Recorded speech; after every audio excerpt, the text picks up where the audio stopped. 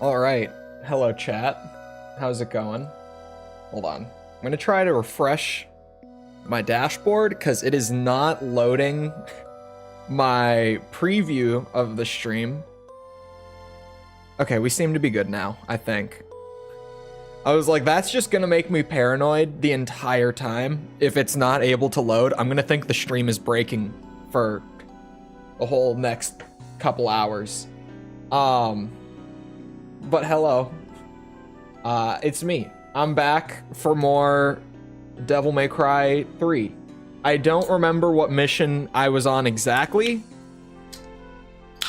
but I remember that we were at that point where things were starting to get not harder necessarily, but more annoying because of the enemies that are popping up. You know, it's the second half of DMC3. So things get a little out there for the second half in terms of like enemy comp and stuff. But hello, Foppy, John, E-Man, Dreammaster, Gustavo, Oniket, Tass. Hello. Want to hear a joke? Only if it's a good one. If it is a pun or a dad joke, don't you dare. Hold on, let me... Yep. There goes the game. Full screen gaming.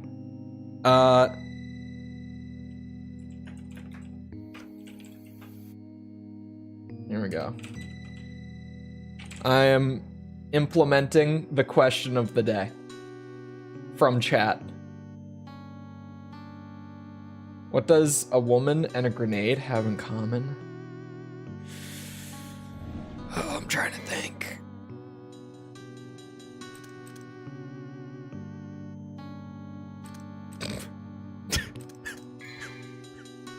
Women. I don't know. That one caught me off guard. Once you pull the pin, they take half the house. Wonderful. PDF file? Oh wait, I missed. Hold on, act like I didn't read that part. Oh wait. Okay, we're doing mission 10. Pretend I didn't read that part. What do you call an IT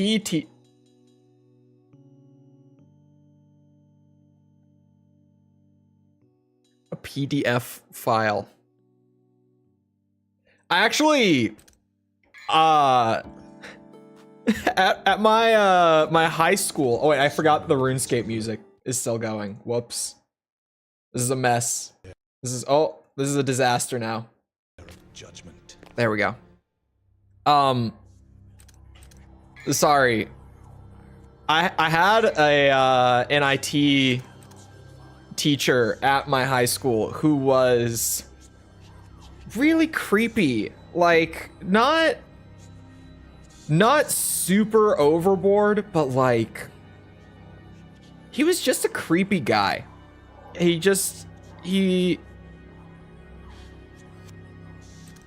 gave off an energy that was not pleasant. Oh, wait a second. Is this the one? Oh, we're running it back. Okay. I think I practice ran this one. I think.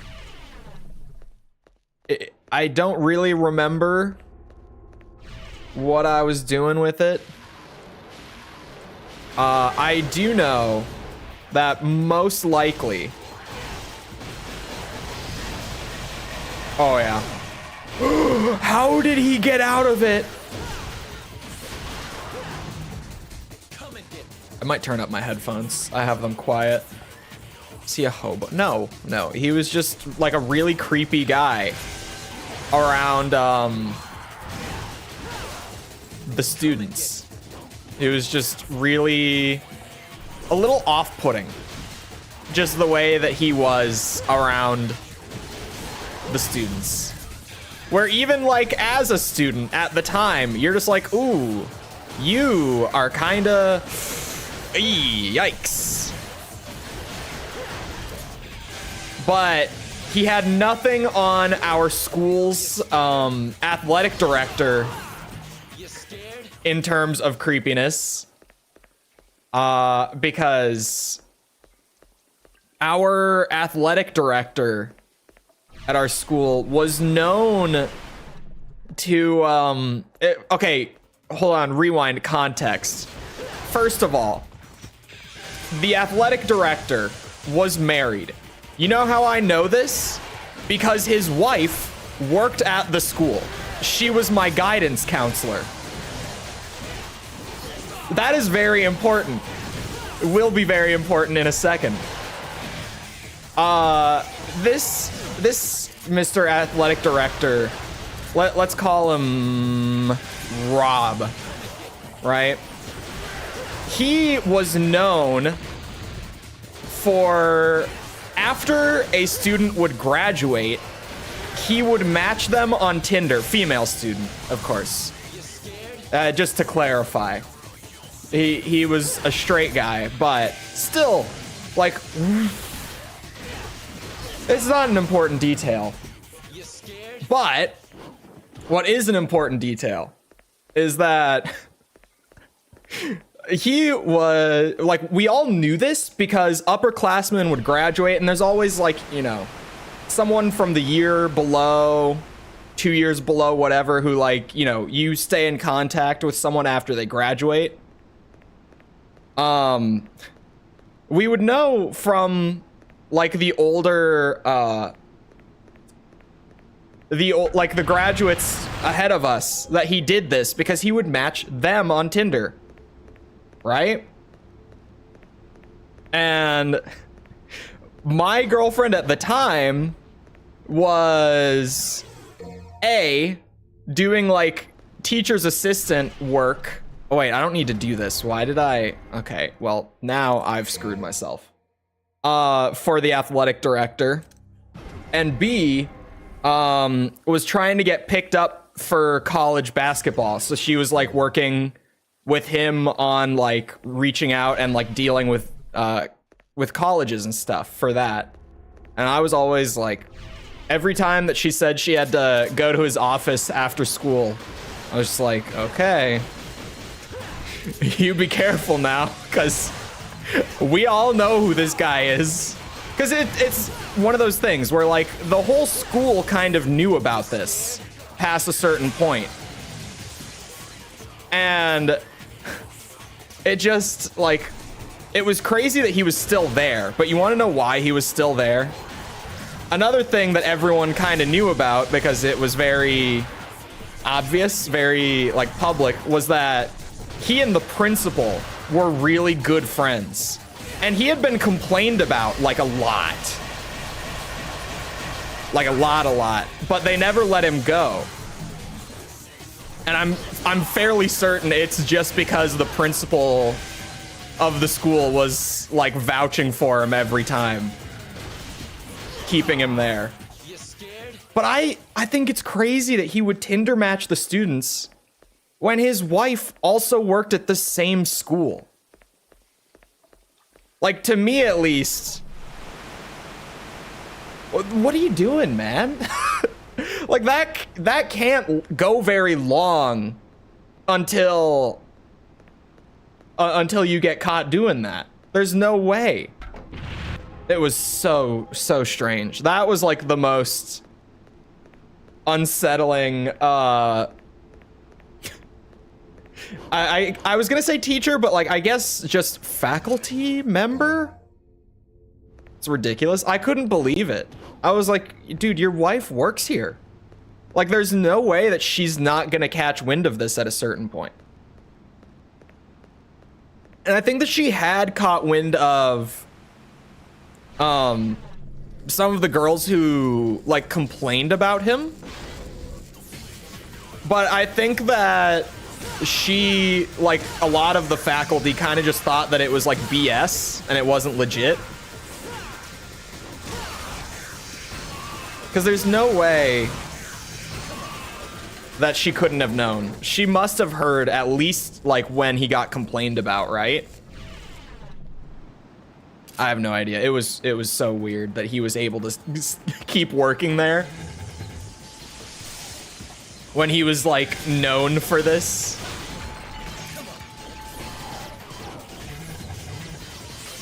I'm genuinely convinced it was just because he and the principal were good buds. Because they were.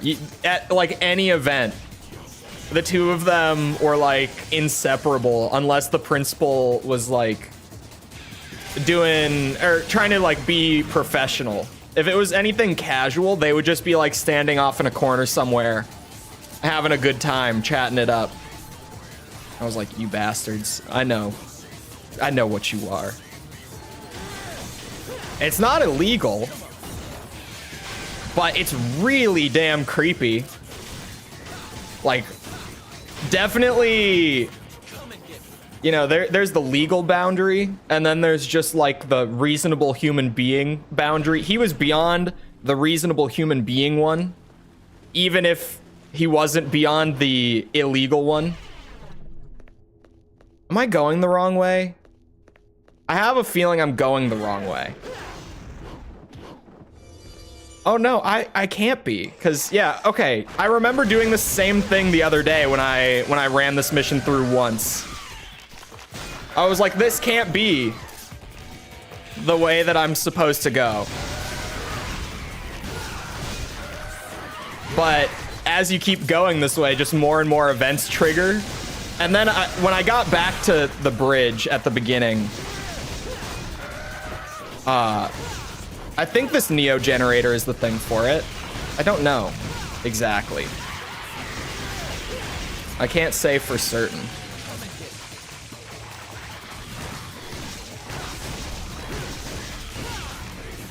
Ooh.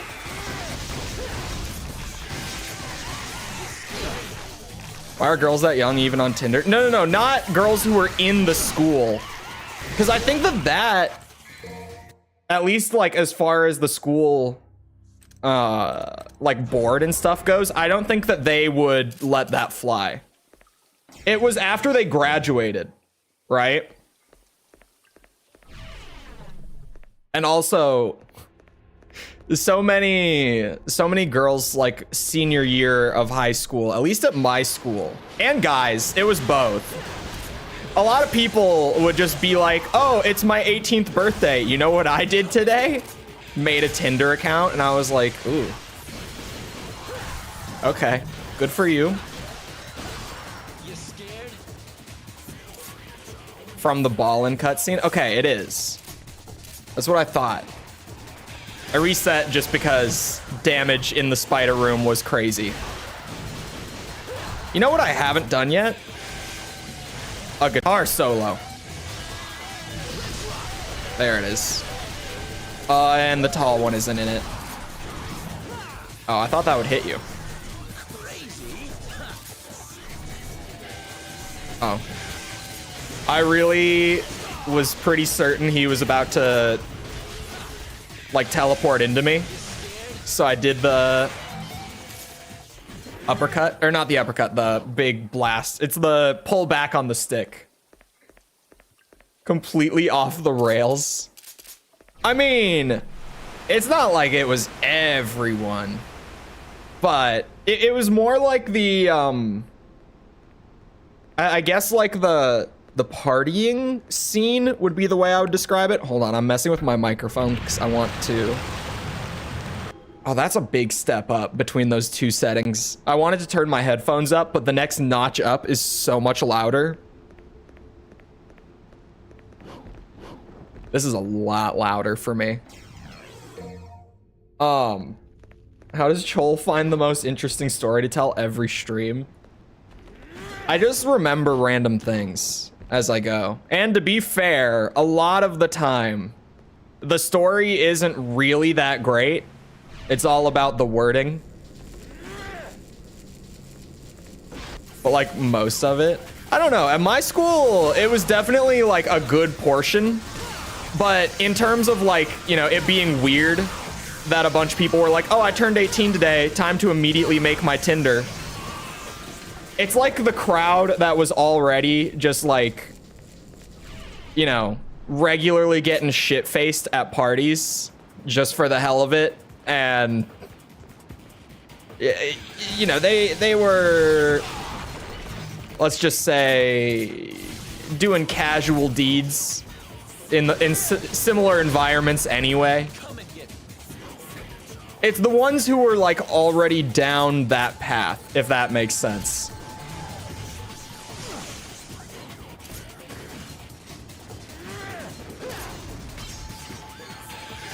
No. I gotta get used to doing the Navon thing right again. But it doesn't help when they do shoot all the projectiles and just none of them come near me.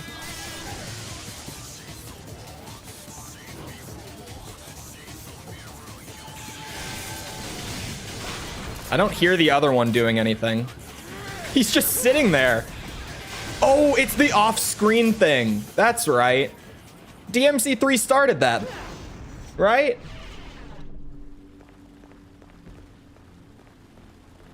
By today's standards, they're doing some crazy shit. I guess.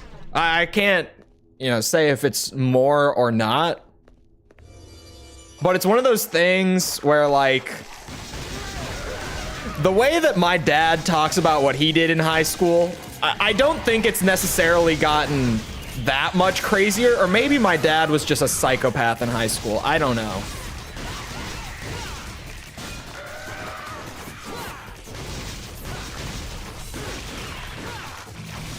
Like, I can't tell if it's actually any crazier or if it's just like a different form of crazy. If that makes sense. Whoa.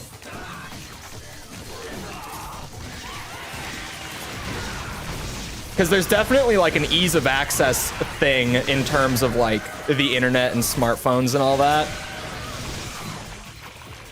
But if anything, it's probably just like amplifying the same stuff that was always there for teenagers. I don't know. Does that make sense? I feel like that makes enough sense. Like, they haven't gotten crazier. It's just gotten easier for them to be crazy. Has the off-screen stuff. Kinda has the off-screen stuff. Our dads are always crazier than us. It's like those memes about the family lore and how which is just people like shit posting about when your family members all start telling random stories at like an event, like a Thanksgiving or something. And then your dad starts talking and he just says the most like unhinged shit out of anyone who was there. It's true. Oh wait, that's the whole mission? Whoa, I really don't remember practice running this the other day. Okay, show me what that was.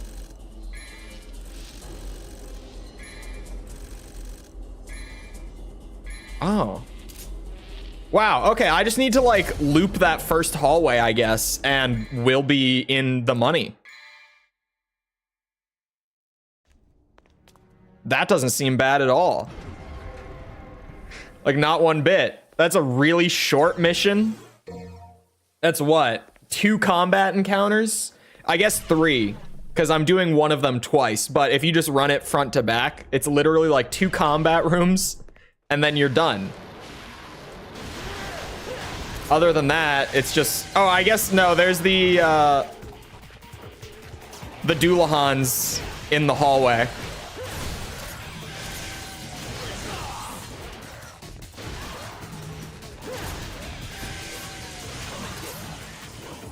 That was sweet.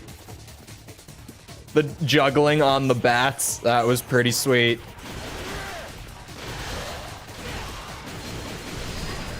Oh, oh. You know what this is a great time for? I think. Okay, maybe not the best time. Never mind. We all know what I was thinking. I realized it was maybe not the best time.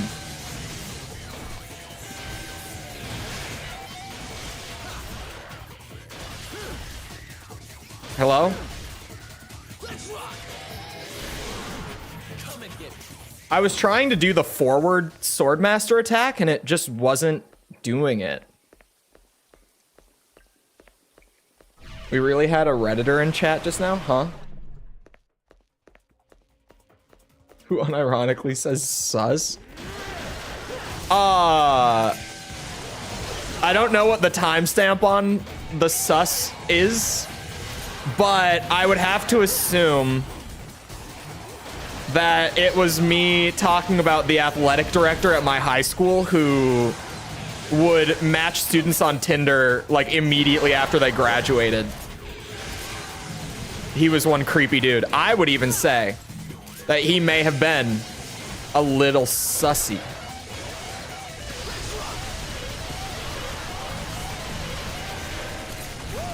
Oh, thank God.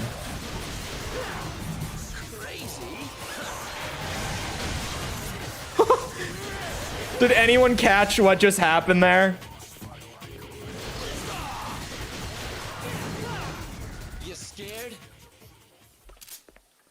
I don't know if that's gonna be enough orbs, but we'll just hope, I guess. Navon forward circle. That's what I was trying to do, but it just wasn't activating. It kept doing like the standard Swordmaster thing. It's like, I know how to do it, right? It should be, there it is, immediately. Like, I know how to do it, it just wasn't happening there. I think it was a camera angle thing. It happens sometimes. As much DMC3 as I play, sometimes the camera angles still screw me over on occasion. Sometimes they still screw me over on occasion. Double qualifiers. Oh, hold on. There are a lot of orbs. Yeah, hold on. These could be pretty huge. Maybe? I don't know. I don't know how many orbs I need. But that's a good amount. Oh, my camera is blocking my style meter. And no one told me.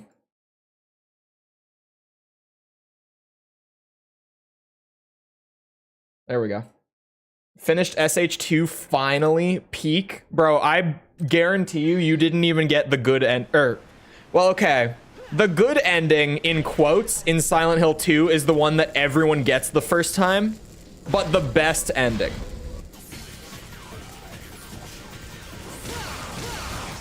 The best ending is the in water one. Silent Hill 2 fans know what I mean. Okay, that is just pain. That I just took like 2,500 damage bouncing off the walls in there. I just got knocked right between them. I'm trying to think if there would be a style better than Swordmaster, but honestly, I don't feel like I need any style stuff. Dog ending? Okay. Sure, dog ending. I think, actually, as much as I think that Silent Hill 2 is, like, one of my favorite games, it's one of those where, like, yep, when I start saying that it's one of my favorite games, I'm going to have more nitpicks about that game than anything else. One of my nitpicks about Silent Hill 2 is that I think the method in which you unlock the different endings is kind of shit. Like, it's cool for what it is. Like, it's a neat concept, but it's one that, like, in practice, doesn't work as well as I would hope. Because it just ends up with, like, everyone getting the lamest ending when they play the game. Unless you're going out of your way to get something else. Like, everyone gets the one where you just leave Silent Hill with Laura. And that's the really lame one. Like, that's the most boring of the endings.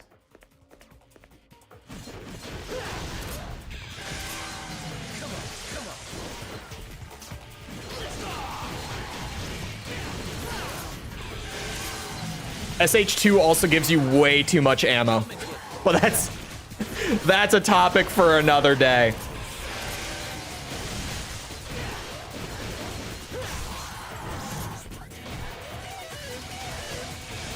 Whoa. But I get it if it annoys you. I mean, it's a cool system. Like I said, it's like a really cool idea that I feel like with the way that it was implemented, it just means that everyone gets the really lame ending unless they're like going out of their way for it.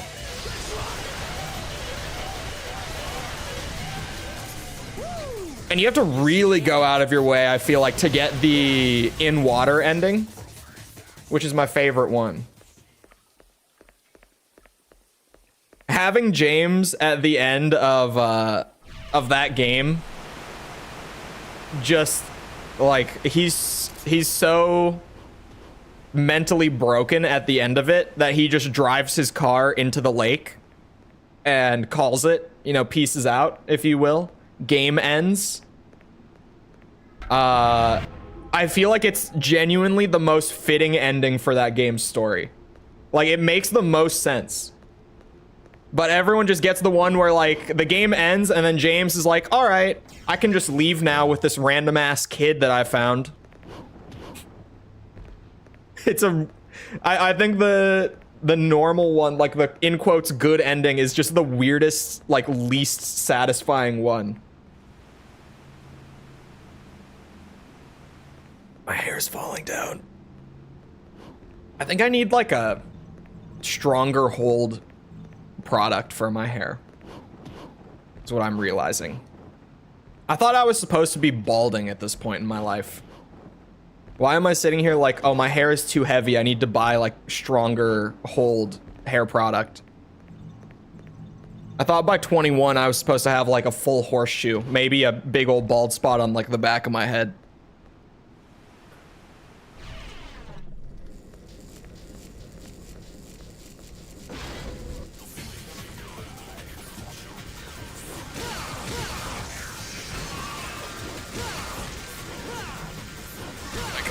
At least this hallway is fairly easy because they go in a straight line. I want him gone. You see what I mean? Like, it makes sense that, like, for me, the ending that makes the most sense is him, like, genuinely not being able to handle the events of that game and piecing out.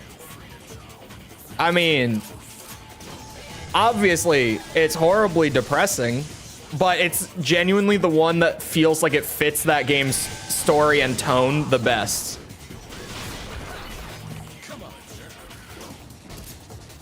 Balding luck. You get one of those in one of wait, what?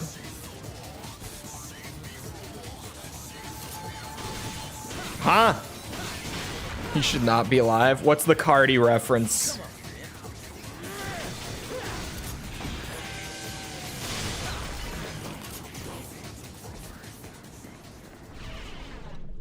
Not enough testosterone to bald.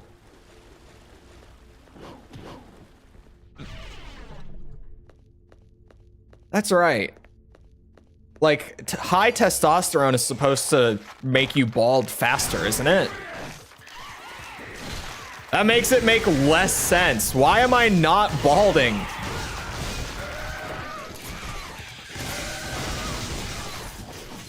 Because obviously I am the most high T, Giga Chad, top G gamer. G for gamer, that is, of course. Out of all of us. So why do I still have hair?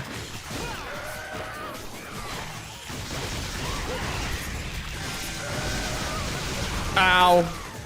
I might have thrown the damage requirement.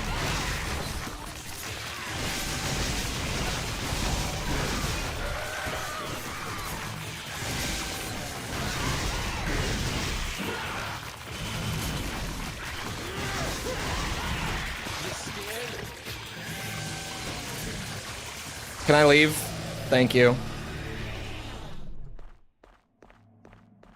Prey takes so much oh yeah, Prey is like Prey is just totally like it might as well be System Shock 3. I love it for it. Prey is one of my favorites. System Shock 2 is one of my favorites. Like very, very favorites. I like it more than Prey.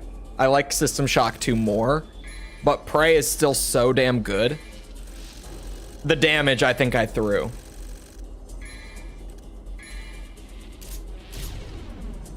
That doesn't hurt one bit. Not at all. Is balding? I'm 15 and check the mirror every once in a while to see if I have signs. I gotta get the Keeps sponsorship. You know, I gotta hook up all the gamers with discounted balding prevention treatment from yeah, they've got to be licensed professionals. I don't know. I can't confirm or deny. They're not paying me anything. They'd have to pay me for that. Keeps. If you're listening. You know, just... wink wonk. Woo.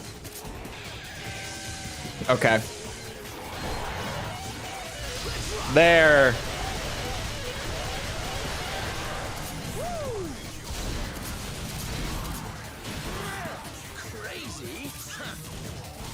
Is there another one? There is. Oh, thank you, Navon. This is why you're my favorite. Dante, please. Okay, he's... there it is. That's the one I wanted, Dante. Thank you. Thank you. Genetics from your mom's dad determine your hairline? He was pretty bald. Like when I knew him. But he was also older, so who knows how long I've got on the clock for that. You scared?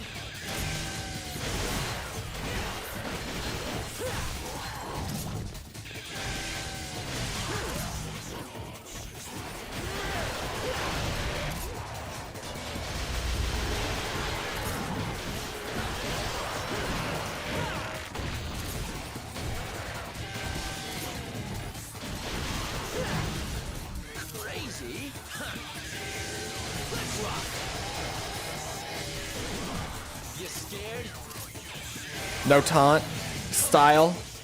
Come on now. I'm probably good on orbs. It's better than Asmongold. Asmongold, to be honest, because how old is Asmon? Someone remind me. He really doesn't have it that bad though. I know he's at least like 31 minimum. I think he's older than that. I just don't remember. I feel like he probably was 31 the last time that I like heard his age, like that he said it or something, but it's probably been a while. My hairline is still Chad level. Asmon old. I'm not calling him old. I'm just saying, considering that he's like into his 30s, he honestly doesn't have that bad of a hairline, because a lot of guys have a weak hairline by their mid-30s. He's 48? You're lying to me. That is not right. There's no way in hell that he's 48.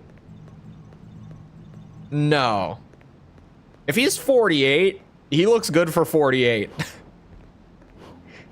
to give him some credit. If that is true, he looks good for 48. I don't think he's 48.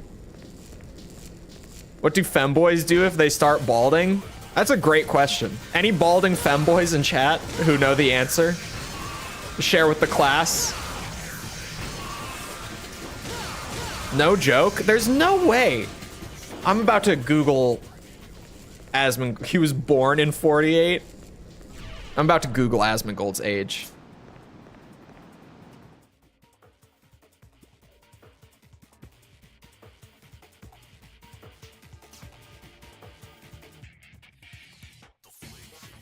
He's 34.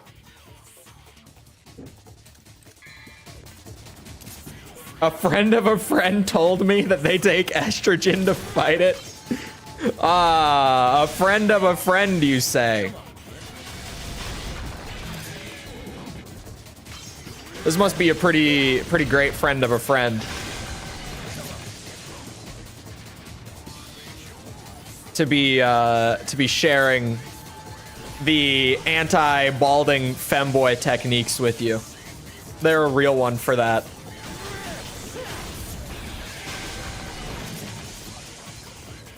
Asmongold is my dad, and he told me he's 48. Any balding femboys in chat is the greatest question. You know, False recently said that I have the tendency to just say the wackest shit, like, out of nowhere. Like, just the weirdest, most unexpected things, like it's nothing. Does that fall under the umbrella? How is there, like, no concrete cure to balding yet? We have so many cures. I don't know. I feel like it's kind of hard to... I mean, I would assume that it's hard to find a way to just stop the human body from, like, losing hair. I feel like that's gotta be pretty hard to do. And it's probably lower on the priority list than, like, cancer in terms of researching and stuff. Right? Like, if we're gonna find the cure to cancer or the cure to male pattern baldness,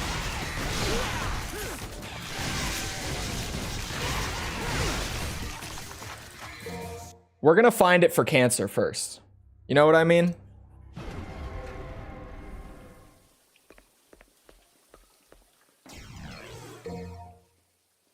To keep us unsatisfied. That's maybe true. I guess, like, companies, I know there's others, but it's the one that comes to mind for me because YouTube brain. But companies that are like Keeps, where their whole, like, business model is to sell, like, baldness prevention shit, there is a chance that they genuinely, like, do not want the cure for baldness to be found.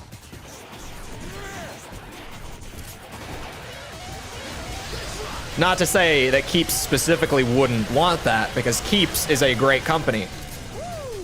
But... oh, okay.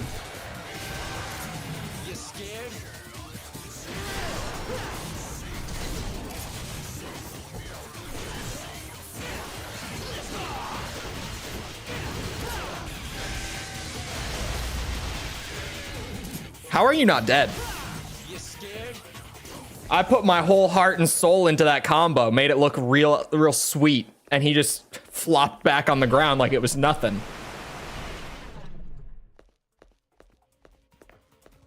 Have I played Star Sector? I have not. What is Star Sector? I haven't heard of it. Wrong weapon. I was thinking it was that.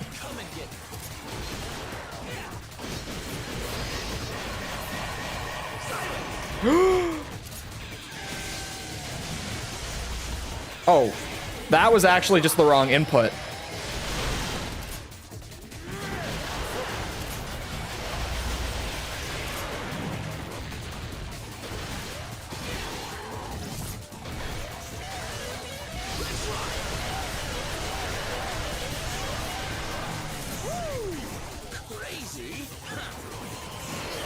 Oh, I thought that would scoop him.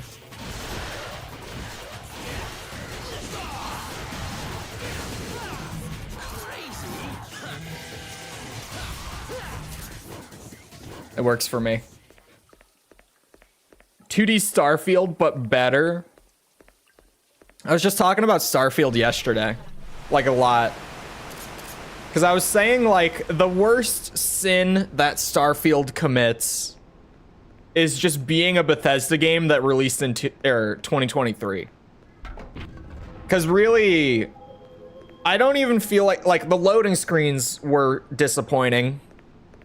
Planetary exploration was disappointing, but those weren't like the things that made me not continue to play the game, you know?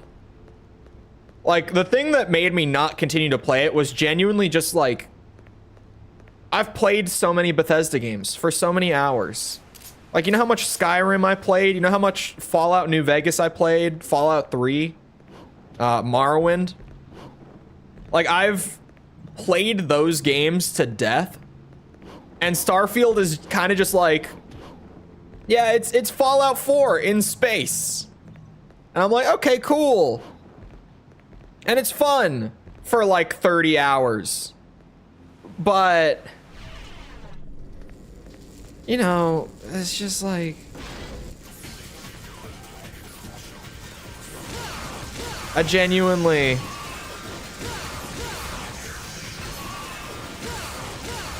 I think the biggest problem with Starfield was just like they refused to change like the basic blueprint that Bethesda games always use. So it just felt like a game that I've been playing for like 20 years at that point. You know? No innovation? Yeah, that was kind of the big thing. Like, there's a lot of little innovations, like the ship editor, like the custom ship creation stuff where you could like buy all the parts and like build a ship that was completely unique to you. Like, that was actually super impressive. Like how in-depth that was. It was really, really cool. So like they had some stuff, but the basic structure was so samey that it just couldn't like keep my interest for long enough. Like, I got my solid 30 hours and then I dipped, you know? I had seen it. It's a sweet move. I'm glad that I am starting to use that a little more, because that thing looks really cool when you use it. It's a Swordmaster move, so I won't always have it, but that's a cool looking Navon attack. All right, this is where I always drop the ball, so give me a second here.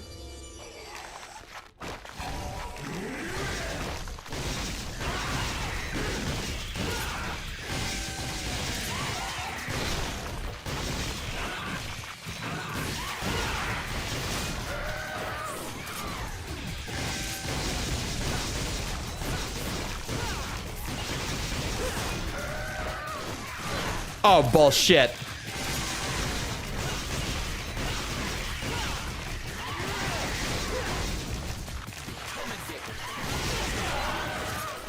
Oh, yeah, I was just about to say I'm gonna get hit by that.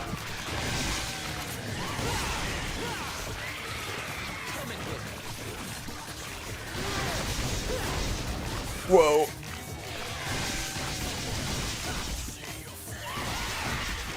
Ah.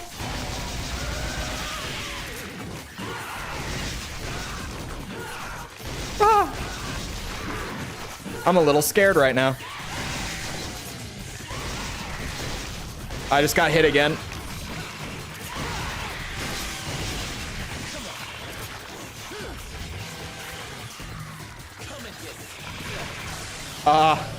The little ones, they're killing me. There's another one on me. I see it on my chest. Dante, stop. Oh my God, he's locking onto them.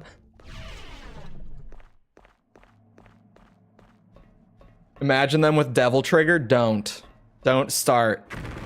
I don't want to imagine. I don't want to picture it. Are they going to do Elder Scrolls 6 justice? I think Elder Scrolls 6 is going to be a cyberpunk situation where it doesn't matter what they put out. It's not going to be good enough. Like, they just don't have a chance to meet expectations. They really don't. What's the damage requirement on this? Does anyone have that that handy dandy chart up by chance? Does anyone know? Was I off by 2 damage, potentially? 2002 damage. How much you want to bet that the ceiling for it is 2000?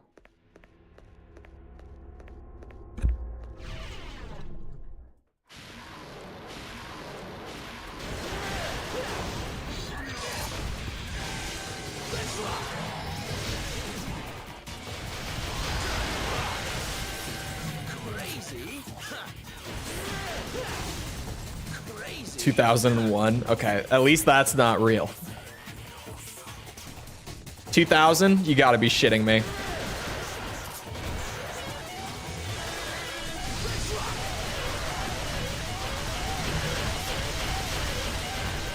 Oh. There's not a whole lot in the Devil May Cry series that hits quite like a juicy Navon solo. Gotta say.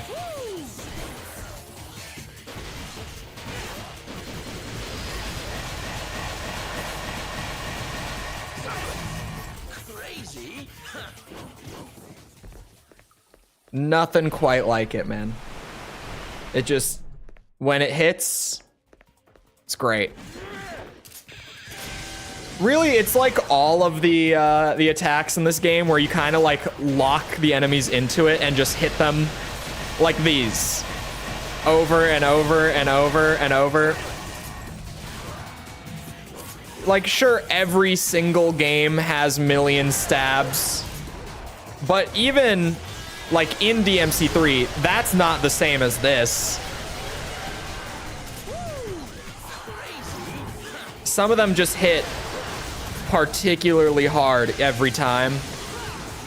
Navon solo's definitely the best of them. My attack just like disappeared into the ether with that one.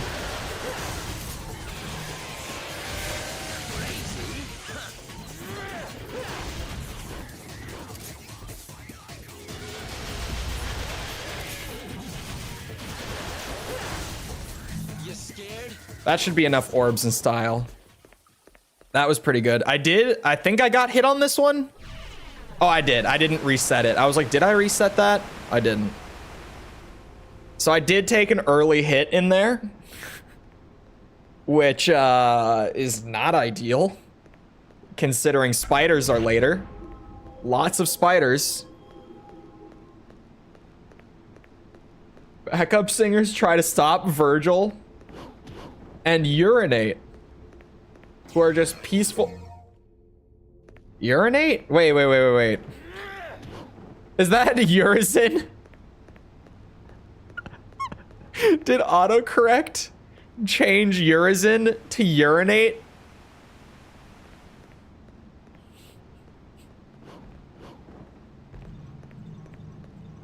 Just peaceful environmentalists trying to grow a tree in their backyard. Yep. Autocorrect. That's a good one, though. You know, sometimes I'm not even mad at autocorrect. That's one of those times. Oh my. I stopped it so early because I thought that that might happen.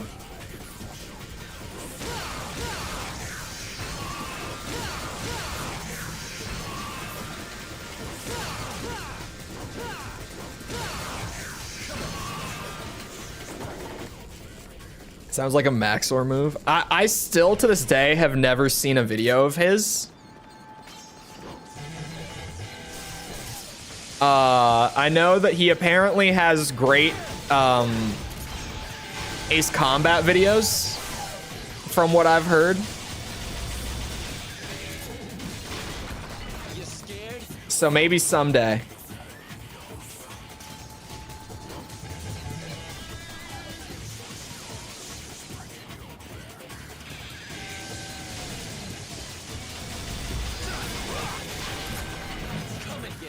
Such a sweet move. It's really good for the Enigmas too, because I can get a ton of style off of it.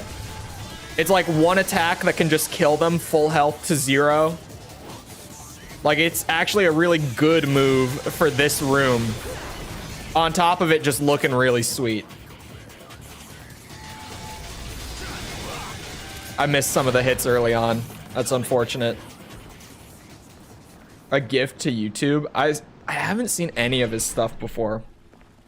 And I know that a lot of people say that it's really, really funny stuff. Come here. Spawn the spiders. Let's go. Let's get her done.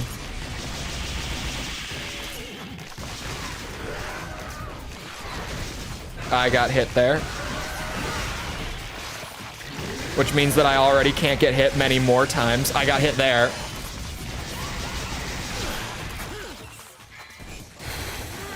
If I take one more hit.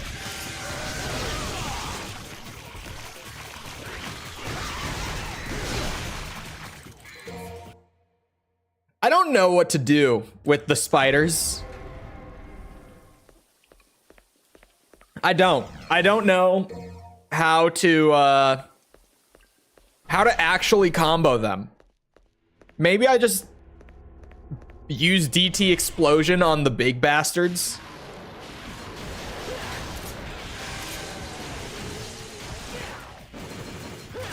All right, I was kind of hoping they would jump into it.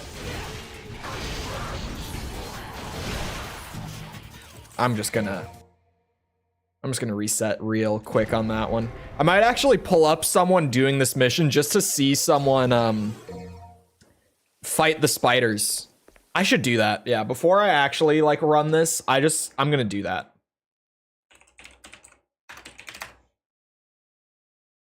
I am going to make my life easier here.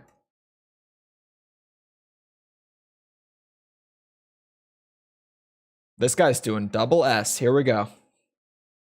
Exactly what I need.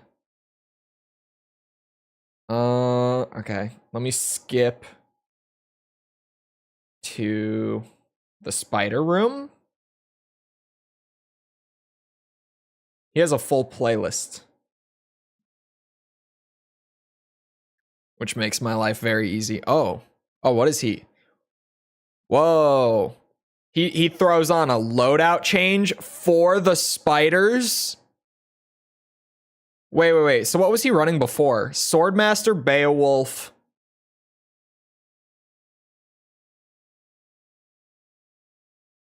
Hold on, I'm actually really curious what the last weapon he's using is. Navan.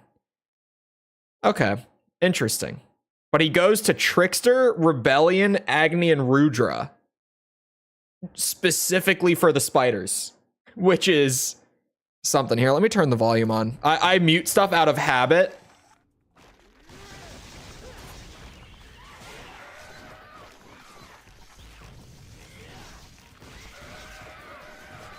So it seems like he's using these and Trickster just so that he can like get some damage in where he's able to.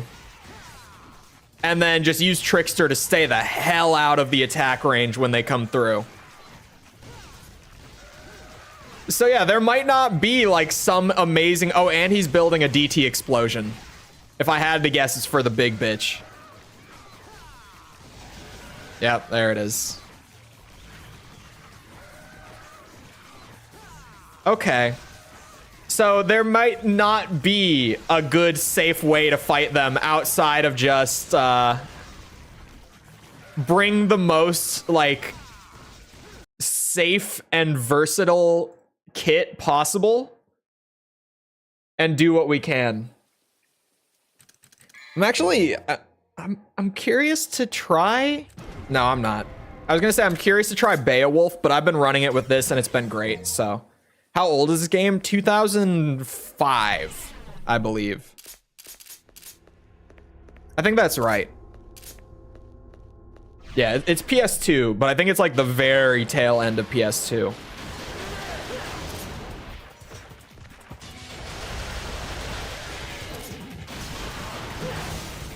You scared? Let's rock. Come and get it. How did that not kill you? I thought that that did way more damage than it does. Oh, and I don't have a lock on. Before someone says it, I was holding the lock button. Maybe that's why I didn't have it. I don't know.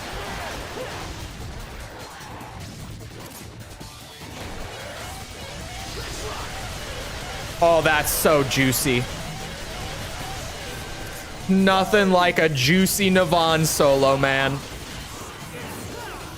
Crazy. No more enemies? There's gotta be. There is.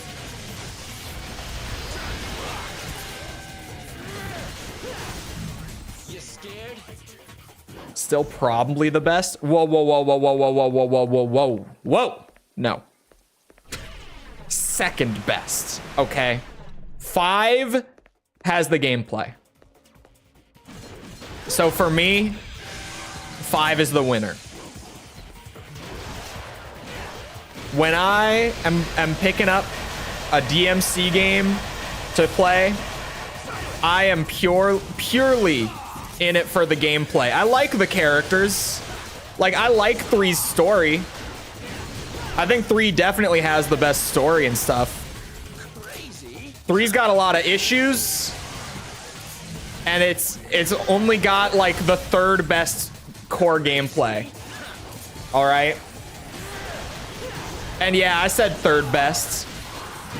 Because if we're looking just at like how is the combat system in terms of its quality, 4 definitely beats this one for me at least.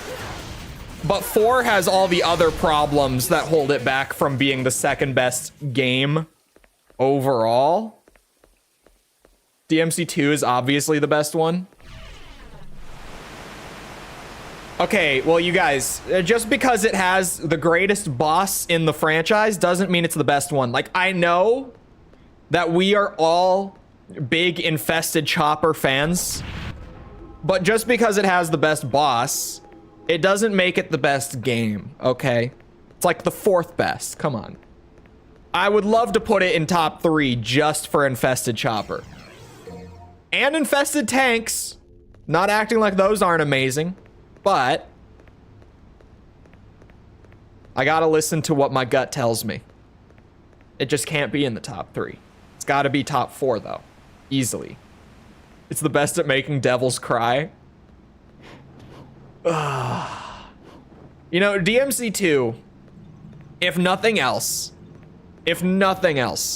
doing double S ranks on DMC3 has now made it so that when we go back to DMC2 to do like Lucia's disc, the S ranks won't take as long as DMC3's did.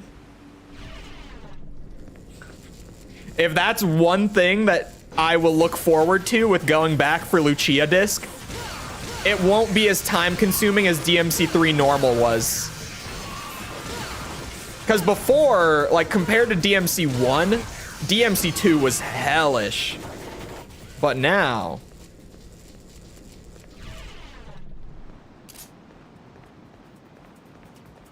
put 3 at first. I have other things with 3 outside of just like, oh, 5's core gameplay is better. Like 3 in the late game has some really bad enemy design. Like some horrible enemy design. We're thankfully not at the point where that's too much of a problem. Like this is the mission that introduces Doolahans and it's all downhill from here. But 3 is like chock full of annoying enemies. The level design in all of DMC3 is just not very good. Like, I love 3's gameplay, I love 3's story. But 3's got a lot of problems for me that 5 just doesn't share. 5 has its own issues too. Don't get me wrong. No DMC game is made perfect. But 3 has like more large issues for me than 5 does. Because when I think of like 5's big issues, it's like I don't always want to play as V. Or the game is a little easy for my preference on the higher difficulties. And those are like my big problems with it. To be honest, that's like about it. I'm trying to think. Maybe... Oh, I don't like the orb system. Like reviving with red orbs, I don't like very much. But... I mean... It's kind of a cop-out way to look at it. But genuinely, you know what I do?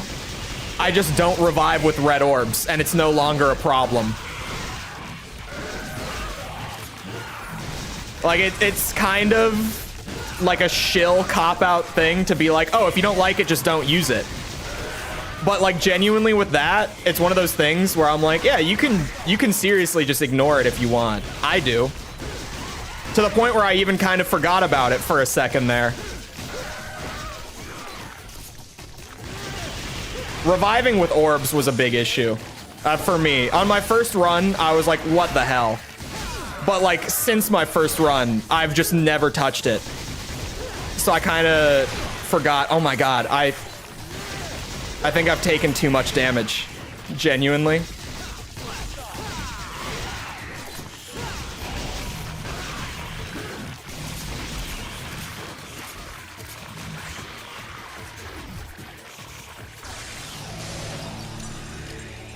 I'll admit defeat to 5 soundtrack. Oh, 5 soundtrack too.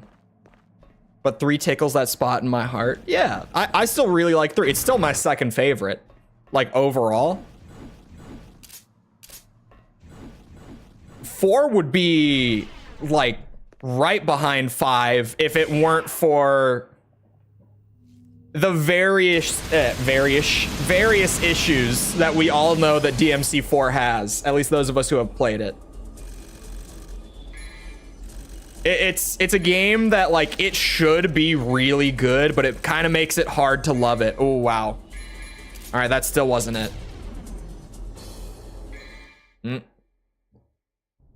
And I accidentally pressed next. Deviltrigger.mp3. Okay, now hear me out, chat. Really hear me out now. Okay, this is a big one. When it comes to 5 soundtrack, I'm dropping all of the hotter takes today. All of my spicy takes are coming out. I'm kind of tempted to try Beowulf, but I really don't feel like I need it. Sorry. Devil Trigger from hit game Devil May Cry 5 is only my 3rd favorite character theme in that game.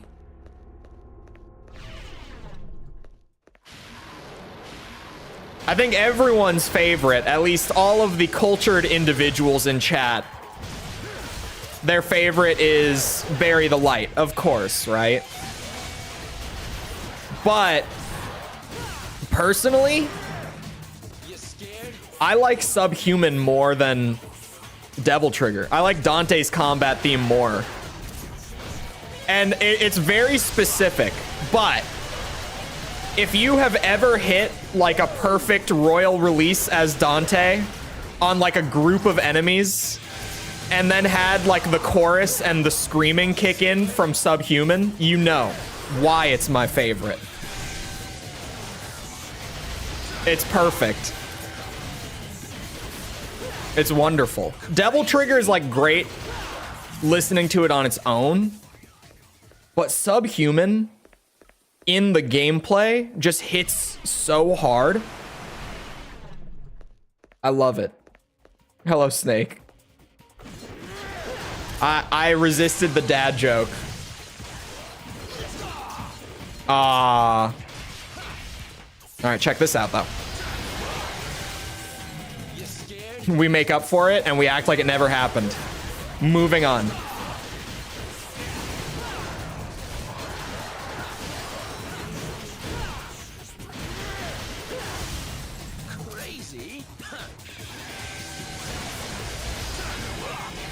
God damn it, he slipped out of it.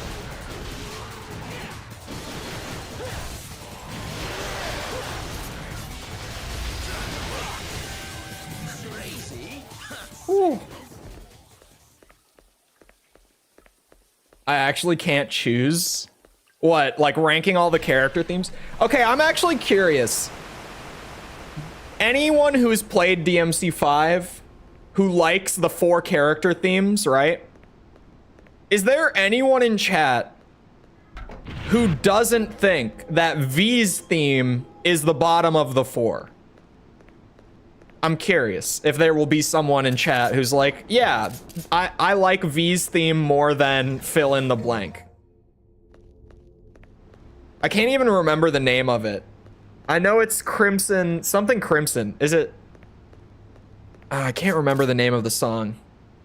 It's the only one that I haven't like listened to outside of the game. Because for me, like as far as those character themes go, it's just the weak link. Like it's a fine song, but I feel like it only really works when you're playing the game. And even then, it's kind of still just the weakest of them. I like V's theme more than Nero's. Oh, there it is. V is a bottom, probably.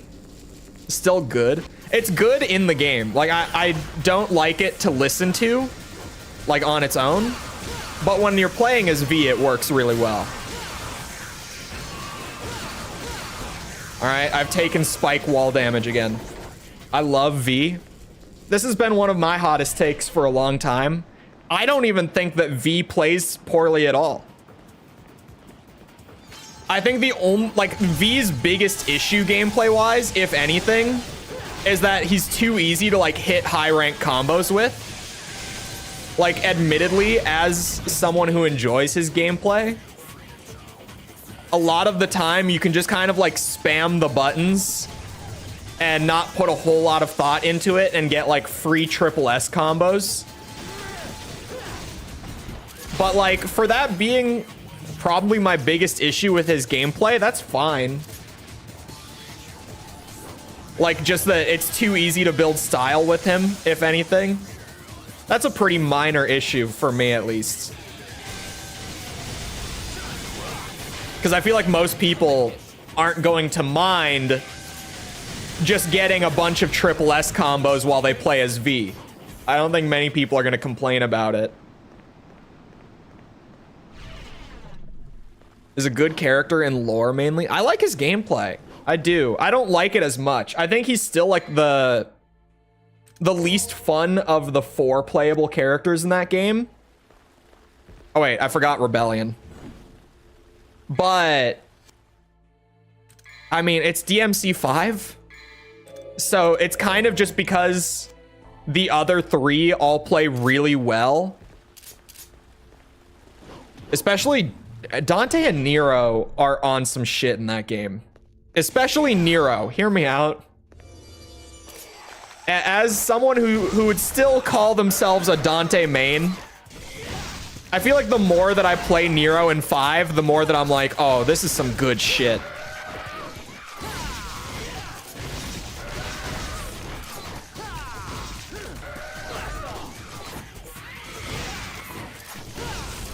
I don't like you guys. I don't like you at all. Okay, I used the full DT explosion on him, and I still barely staggered him out of his attack. These guys are bullshit. I hate these spiders so much.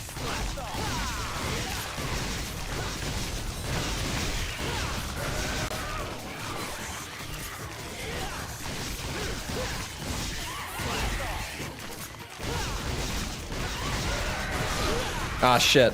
I've taken very little damage. So that hit is fine. Like, I'm cool with that.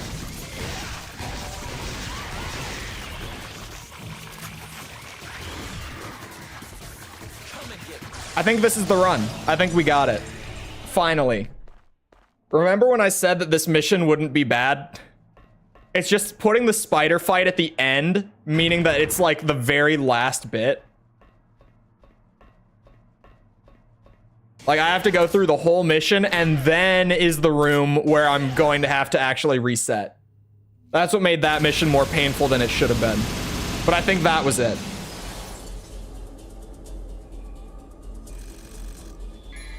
It's another thing that influences my ranking of 5. Do you play on PC by chance? Oh, wait! What?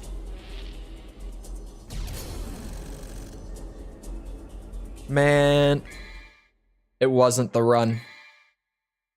The spider fight was great. Where did I take all the damage? The spider fight went really well. What happened? What happened?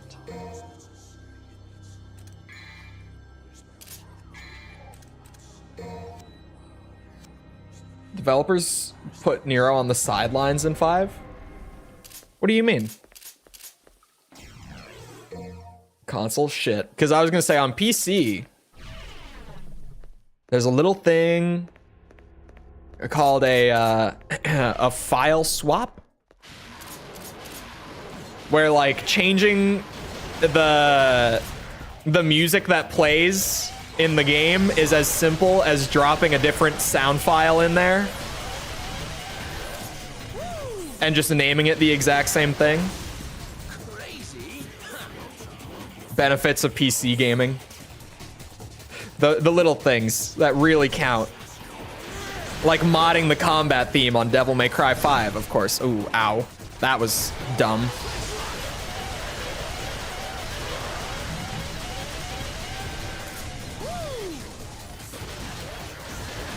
Here's the main character. Yeah, that's what I was gonna say. Like, definitely story-wise, he's not not on the sidelines, but maybe in terms of like, I don't know. I feel like his kit is more evolved than Dante's is, like from 4. If that makes sense.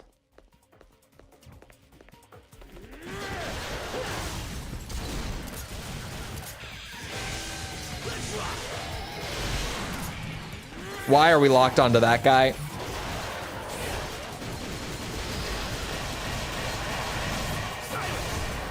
You scared?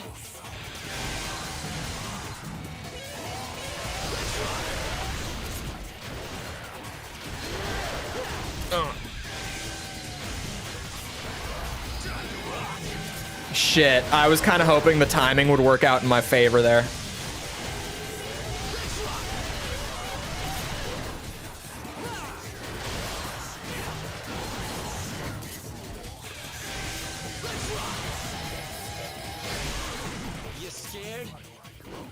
Booyah. I can change every song in the game into the song I Am Dr. Hubie. You could, if you wanted to. He's kind of just there as a character instead of being the next gen main character. He's definitely, like, at the end set up to be, like, the new main character going forward. But I think the majority of the story was on Dante and Virgil, just so that they could like close that chapter sort of thing. They could kind of give those two their last run, at least in like the main character spotlight, because there's no way that they'll make a DMC game and not ever bring those two back again. But their last run as being like the main focal points was 5, I feel. Because definitely at the end, Nero is set up to be the main character going forward. Fan service? A little bit. Like, it is kind of just, hey, these guys, this is their last one. We're going to go crazy with them. We're going to do all the shit that people like with them. And then we'll put them off to the side after we give them one last shot.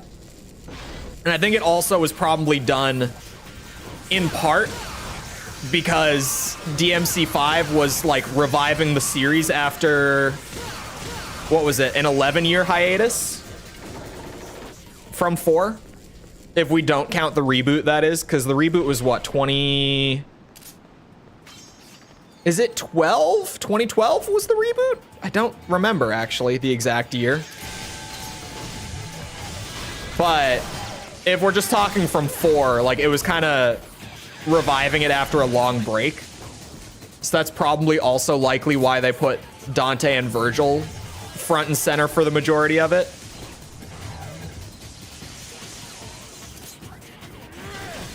But if we're talking characters that get shafted,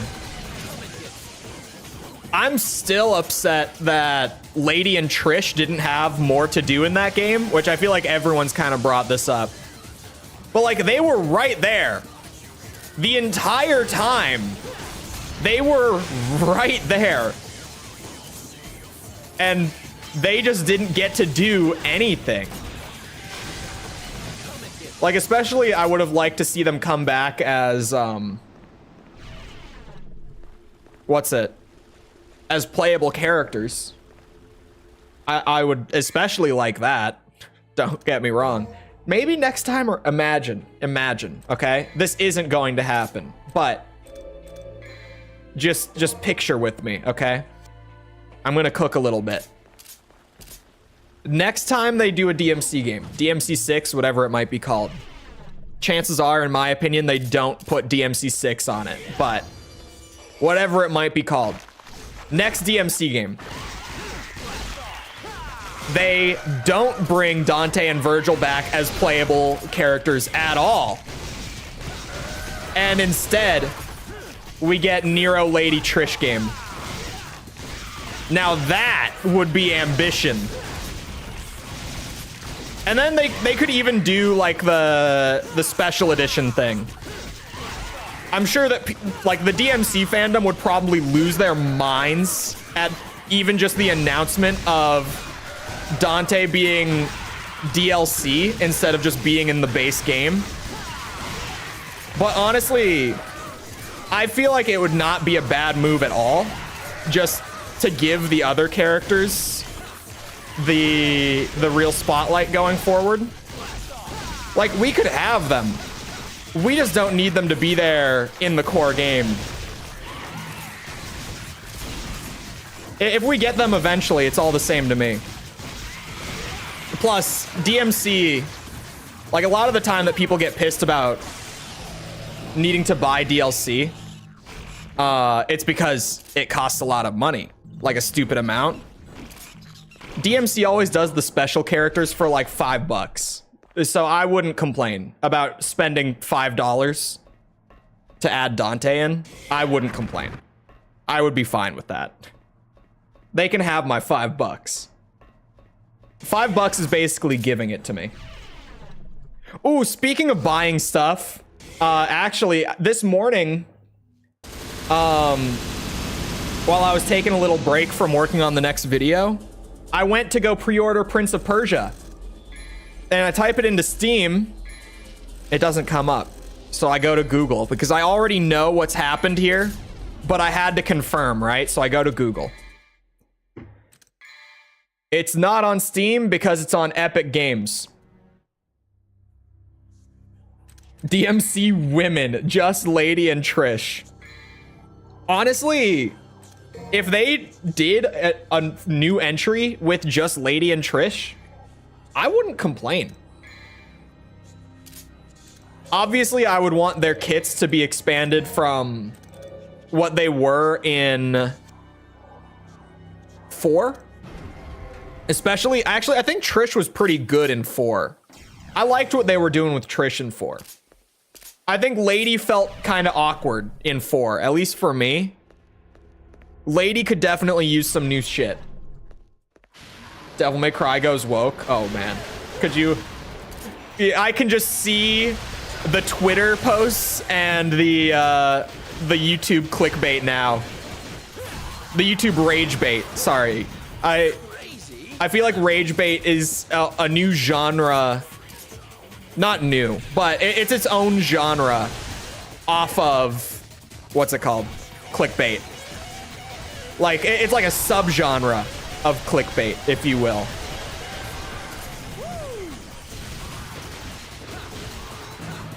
Crazy.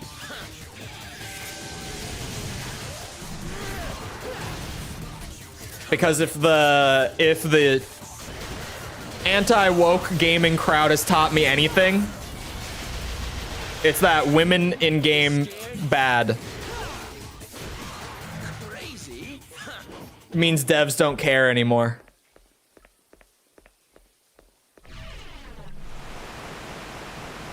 I feel like DMC would fare a little better, but I think that it just being Lady and Trish would still lead to some crazy reactions from people. I thought I had Navon out. I didn't mean to do that.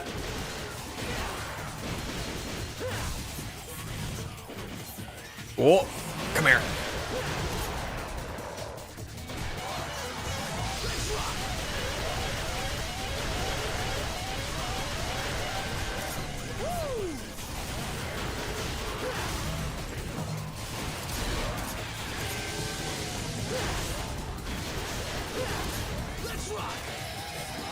Get his ass.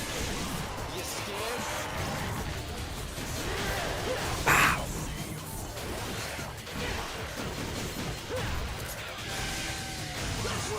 Oh, he's already dead. Cancel it out. Subgender of clickbait. If Capcom wrote a compelling side story for Lady and Trish, I'd seriously play it.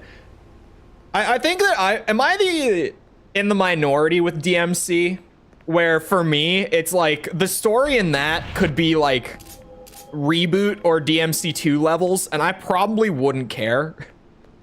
I'm even like, I'm just sitting here and I'm like, yeah, I would like a whole game for those two, because it would just be like a good opportunity to finally like bring those characters back and evolve their kits from what they were in 4, because we haven't had a playable Lady Trish since 4 Special Edition.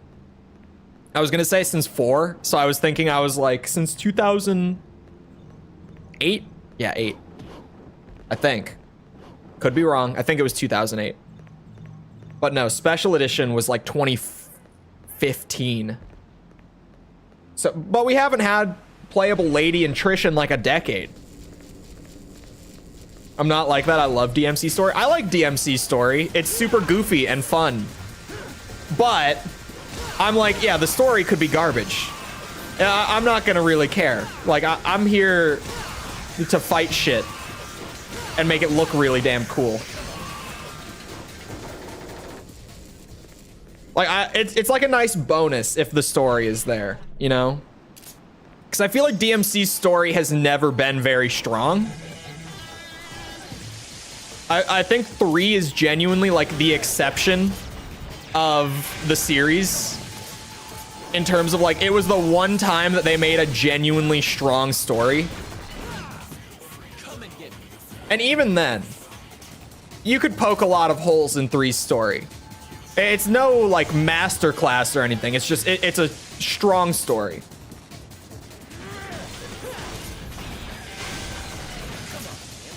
I like the characters a lot. I think DMC gets carried by its characters, for sure. It's like a Marvel thing, like, or sorry, not Marvel, an MCU thing. I gotta be more specific. Where the stories aren't actually very good, but the characters are so compelling and likable that it makes it feel like the story is so much better than it is. You know what I mean? Nice way to expand the world and be refreshing to it. Yeah, like, don't get me wrong. I like the idea of playing as Dante again.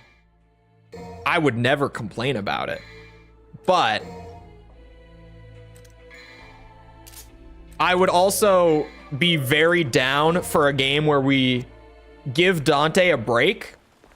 Because to be honest, as well, they've pushed Dante's gameplay to about the point of absurdity that they can. Like, how much crazier can he get past what he is in 5? I don't know how the hell they could push him and make him even wilder. Maybe it's because it's not my job to think that up. I'm sure they've got ideas. But for me, I'm like, I don't even know what you could do to try to push it further. But the other characters all feel like there's a lot of room to expand still.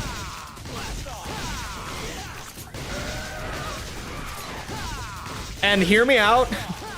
If they ever wanted to bring Virgil back, here's my thing with Virgil.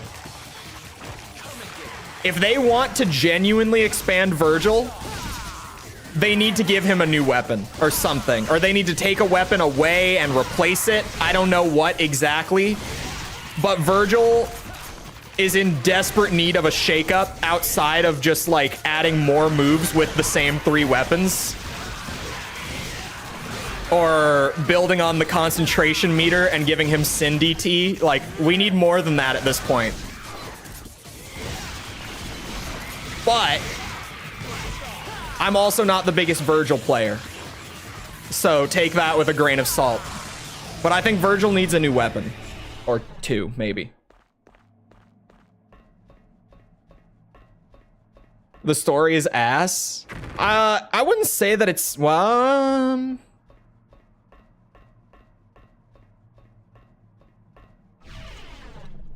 Threes is not bad. Threes is like a genuinely good one. But I'm thinking outside of that, and I'm like, 5s isn't bad. I didn't think that was the run. I thought I got hit way too much, and I was right. 5s isn't bad either, but 5s is just kind of fan service above everything else, which, if you're a DMC fan, 5's story is a blast. But if you take it all that seriously, it's just not that great. It's fine, it's just nothing like extraordinary. 4's story is bad. 4, out of the, like, okay. Out of the good numbered games, 4 definitely has the weakest story.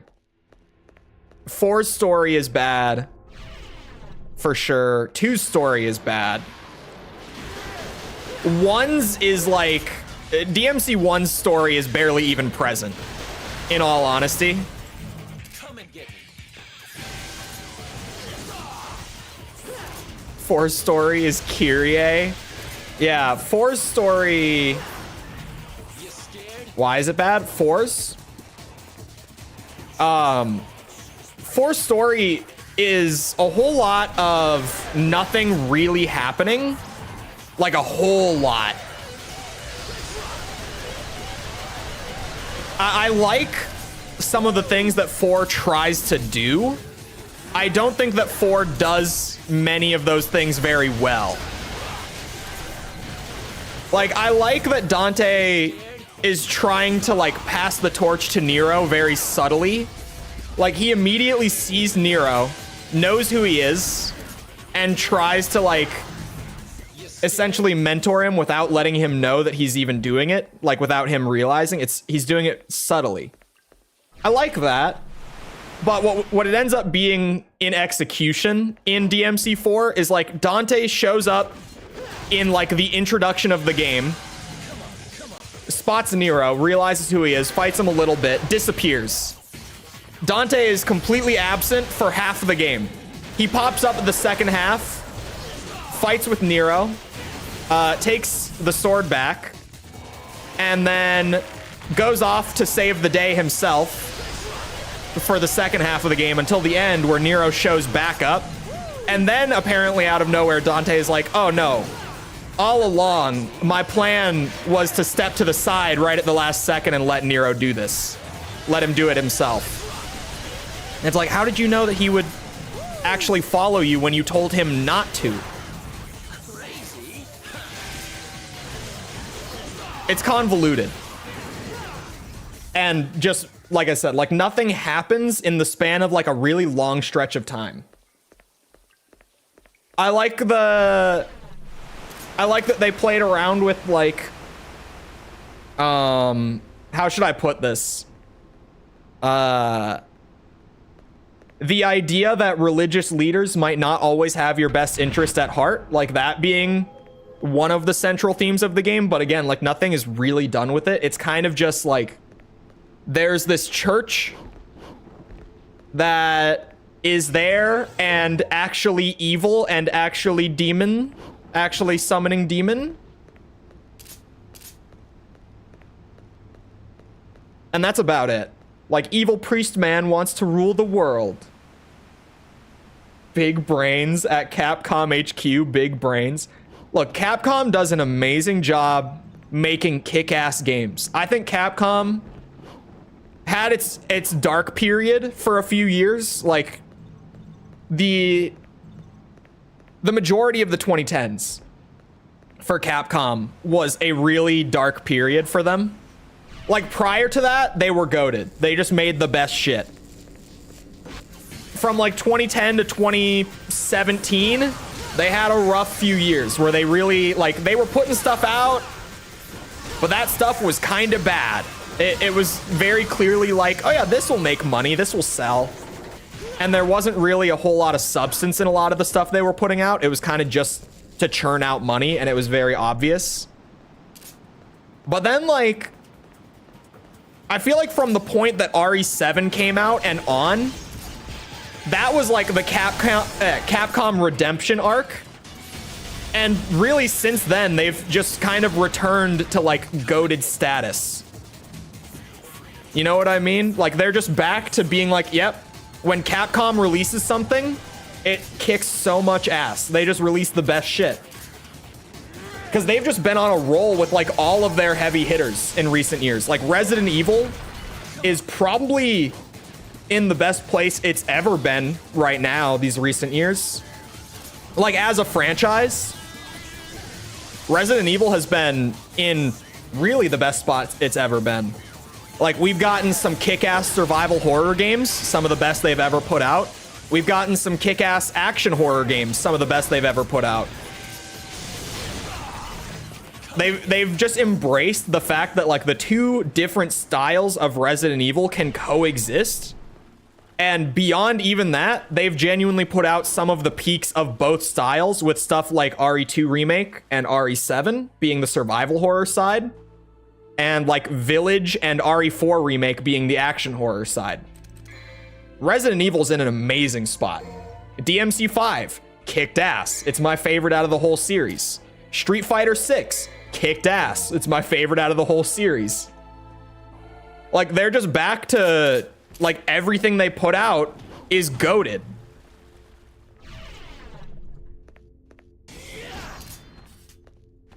It's still sort of more well put together than DMC. Tekken's story is so wacky, man. Don't even let me start talking about Tekken. I've been trying to talk about it less. Look, John, you said like I've been not around recently. You don't even know. I have been talking about Tekken every fucking day because I can't get it out of my head. I cannot wait for Tekken 8.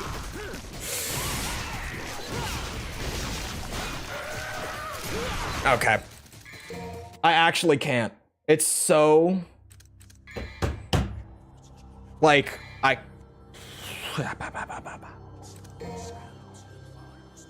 making difficult puzzles these days, but everything else is really good. I feel like they've made some good ones. Here's the thing, and this is...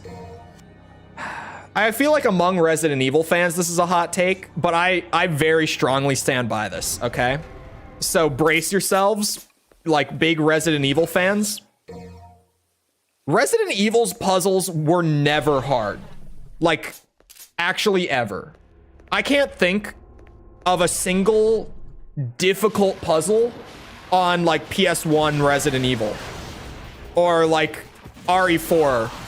I feel like the hardest puzzles they ever had was probably like GameCube RE1, like RE1 Remake. And even then, they weren't really that hard.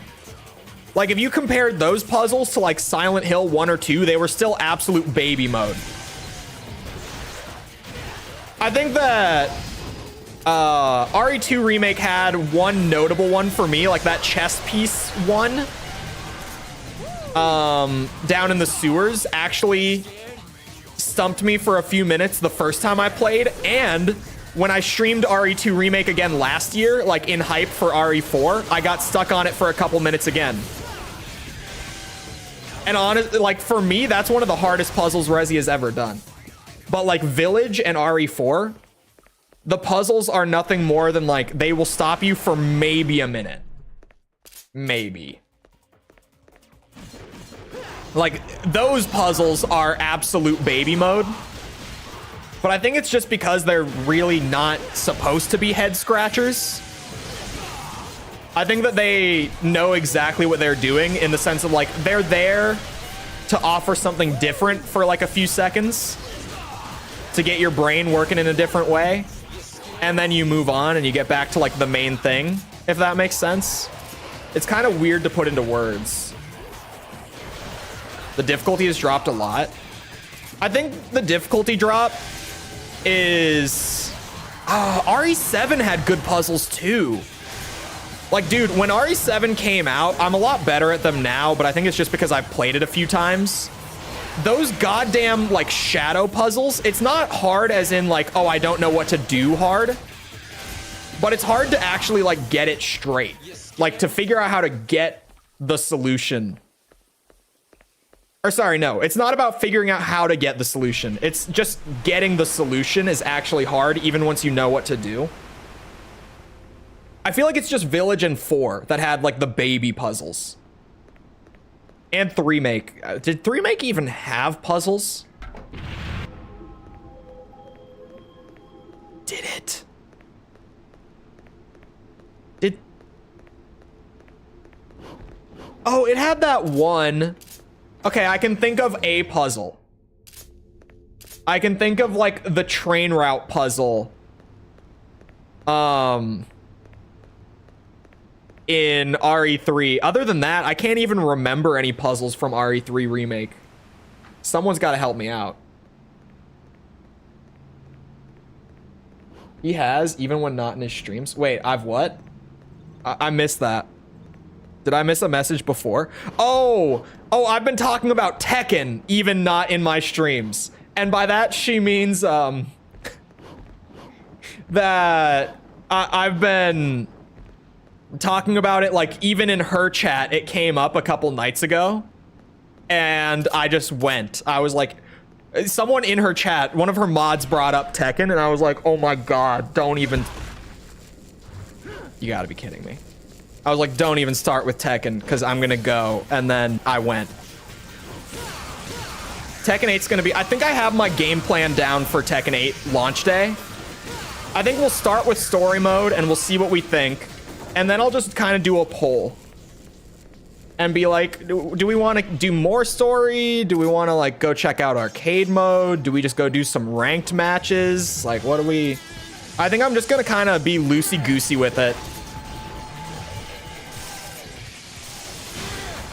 I heard from everyone who did check out the demo that apparently arcade mode is really, really cool. Which is sweet because, like, in concept, I think the arcade quest, like, is one of the better ideas that they had. So hearing that it was actually executed well makes me very happy. Eddie Gordo's gonna be DLC, I hope. But Zarlum, thank you for the sub. And I have no plans of playing Peak of Combat. Wait, is it still... Oh, no. It was called Pinnacle of Combat. Now it's called Peak of Combat. For a second, I was like, wait, isn't it called Pinnacle of Combat? No. Never mind. I got it flipped. But I have no interest purely because of the gacha shit. Like, that was... I would have checked it out. The gameplay seems fine. It doesn't seem like it's great by any means, but it seems fine. It seems like it is kind of just DMC on a mobile platform. Like, it's kind of just mobile gamified.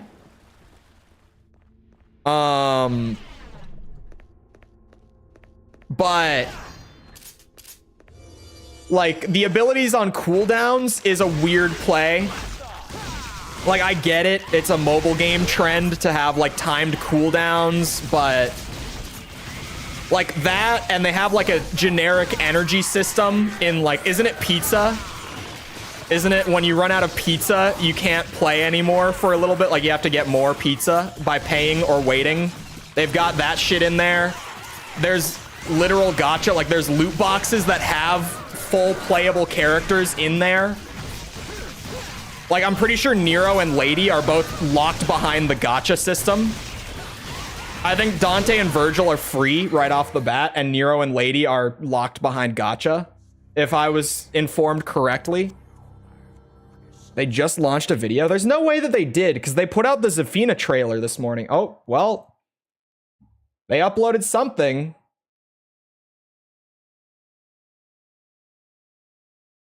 Unless Eddie is in the opening movie. He doesn't seem to be confirmed yet. Because there was that leak just a few days ago. If you don't know the leak for Tekken DLC, we did get a leak for the first DLC character coming to the game. It's not Eddie. Which I genuinely was thinking that Eddie would be the first DLC character, because I thought that it was weird he wasn't in the launch roster. He's in the opening movie. He could just be in the story. I mean, he's going to be in the game. We all knew he was going to be in the game DLC regardless, but we still don't know the timeline of it, is kind of the weird thing for me. Because Eddie Gordo is like very legacy. I'm shocked that he's not just in the base roster. And that they went with like Shaheen over him. But you know, whatever. We do know who the first DLC character is because it leaked through the Bandai YouTube channel the other day, where whoever is managing the channel accidentally, like, they have the trailer for the first DLC character up on the channel unlisted, but whoever's managing the channel accidentally added it to the playlist. And here's the thing, chat. If you have an unlisted or even a private video and you put it on a playlist, if people open the playlist of all the Tekken trailers, they can see it. Even if they can't watch the video, like if it's a private video, they can see that it's there. So we already got it confirmed through the Bamco YouTube channel the other day that Josie is the first DLC character coming to Tekken 8. Which I was talking about the other day on stream, because I was like, it's weird to me that they would do Josie before Eddie Gordo. Because I definitely would have thought he would be like immediately added after launch. Because he's peak, because he's cool. I think it's because he's like a fan favorite, and he's been in every Tekken since Tekken 3? Correct me if I'm wrong? Like, he's a super staple legacy character of the franchise at this point. Like, he's been in the same amount of games as Jin. Like, he's that kind of legacy character, right? So it's weird to me that he's not in at launch. And it's weird to me that he's not the first character coming after launch either. But c'est la vie, I guess.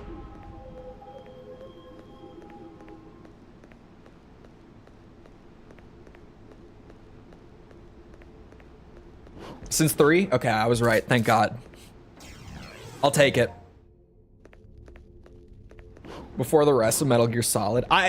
MGR is the one Metal Gear game that I played before the review series. Even then, I only played it the one time. I meant to replay it a bit ago, but I was kind of thinking about doing a full series playthrough for Delta at that point, because it had just been announced. He wasn't in 4, I think. Oh, was he not in 4? Someone confirm or deny.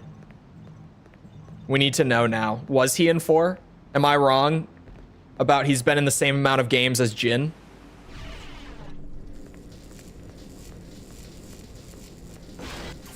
I'm so sorry. What do you mean you're so sorry? That Metal Gear Rising was my first Metal Gear game? Because I loved it. Like, every second of it. And if it's for spoiler reasons, I've talked about this before. The most spoilers that I've gotten for any of the Metal Gear franchise, even now, like doing the review series and people commenting shit that they just shouldn't. Some of you are bitches like that. Not anyone who's regulars in chat, but like some people just comment straight up spoilers. It happens for every review series. It happened for Armored Core. It's happened for Ace Combat. It's happened for Metal Gear.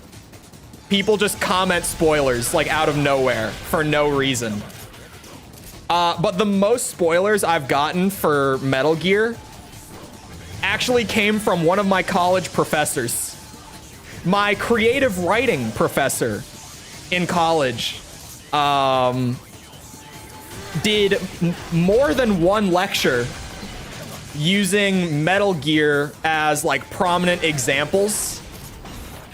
So like I already know the ending of Metal Gear Solid 2 because my creative writing professor spoiled it for me. I don't think it's going to ruin my time with Metal Gear Solid 2 by any means. But like, yeah, I know the big twist at the very end. I know it. I know that one. But to be fair, I feel like the Metal Gear Solid 2 plot twist is one that like most gamers know. It's kind of like saying that you got spoiled on Final Fantasy VII because you know what happens to Aerith. It's like everyone knows what happens to Aerith in Final Fantasy VII. It's just one of those gaming spoilers that's like universal. Everyone has heard it. Like Metal Gear Solid 2's big twist at the end is one of those, I feel like. Where it's kind of hard to not know it.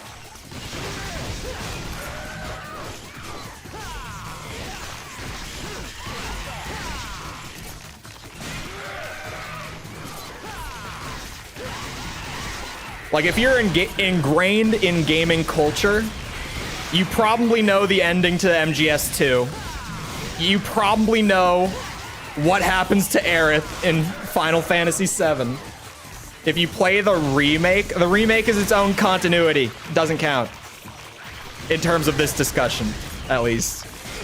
I actually think, I know that some Final Fantasy fans complain a lot about Final Fantasy VII Remake's story. But I feel like that's like the coolest damn approach to a remake that I've seen in years. Is like, oh yeah, the majority of the game is the same story. But then, near the end, things go all wacky and you're like, wait a second, that's different. And then at the very end, like the entire trajectory of the second and third act are entirely changed. Nothing remains from what the original was. Like none of it can stay the same whatsoever at this point. And I think that's really cool. But I know a lot of, like, even in my chat, I know that a lot of Final Fantasy fans have been like, I fucking hate that they're changing the story in the remake.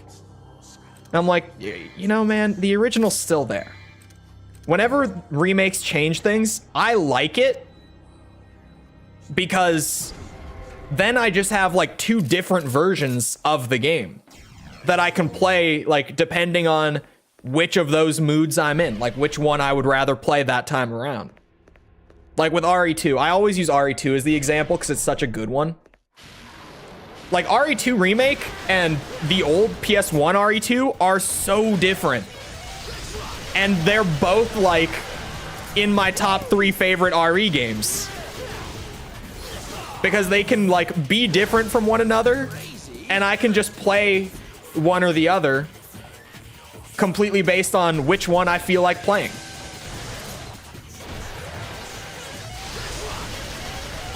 And it's like two different variations of the same thing. And I love having that. Like in an official capacity. It's like having fan fiction just literally made as the official product.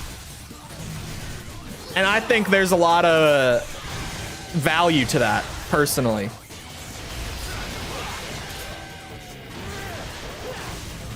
Like having that full level of like polish and execution from the official product.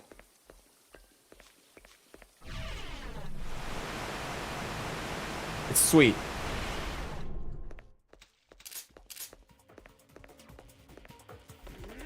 Sucks that I can't live out the original through good graphic. I had someone comment on the Metal Gear Solid video the other day, and I almost went off on them a little bit because they were giving like a very prominent example of one of my biggest pet peeves in gaming. Do you know what this guy said? You know what this guy said in my comment section of all places? This guy said, you know, I've never played the original. Metal Gear Solid 1, he means. He said the original, but he means MGS1. He said, I've never played the original because the graphics on the PS1 were terrible. And I can't go back and play it on these graphics. So I've just never played it.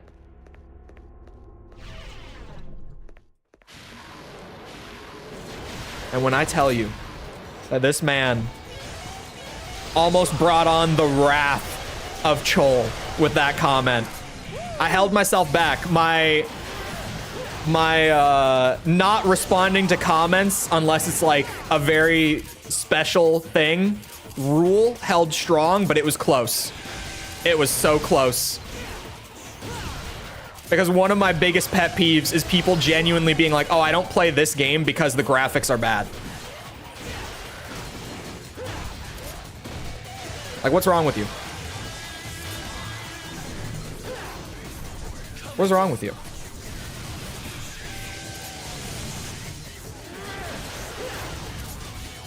Oops, wrong attack. But that gives me an idea.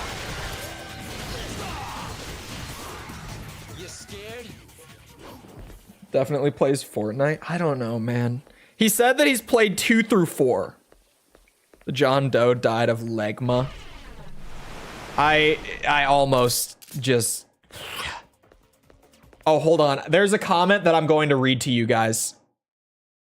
Speaking of funny comments, or just comments that really got a reaction out of me on the Metal Gear Solid video, I need to find this one for you. I'm going to read this out word for word, okay? And it's kind of hard because there's not a single punctuation mark in the entire thing, and it's a full-ass paragraph, but just bear with me if I start to read it kind of strangely, okay? So, this needs a little bit of context. In the intro, like the hook for my video is I'm like, when I think of the PS1, there's a handful of games that immediately come to mind. And for a lot of people, that game is Metal Gear Solid, but I've never played it. That's like the shortened version of my video's hook, right? So this guy watched like the first 30 seconds of the video, and he left me with this gem of a comment. When I look back at the PlayStation, I regret the garbage graphics we were all thinking was the best thing since sliced bread. I regret being a pony them days, and I can't believe I fell for garbage graphics. Look how phony entertainment had us all fooled, but it's not till I jumped ship to Xbox. I found games that did jump to Xbox eons later that Xbox made these old garbage graphics PlayStation games look better than they ever did on PlayStation. I hate PlayStation since years ago. Yeah, I used to like it once upon a time every 25 years later, and those PlayStation classics still look as garbage as they did back then. No upgrade in graphics, just pure garbage. Unlike on Xbox, they went heaps further and cleaned up the garbage from back then to next generation, upgraded enhancements. You cannot say PlayStation has upgraded old games because I haven't seen it ever on PS4 or 5. Why are they that stupid and they don't know how to upgrade past generations of PlayStation to make them more palatable to accept in 2024? Boo, throw this garbage out, get an Xbox Series instead, and Game Pass. Now I look back at chat. Oh boy, I literally troll. You guys, it's not a troll. Here, let me... Snipping tool is getting pulled out. This is his profile picture on YouTube.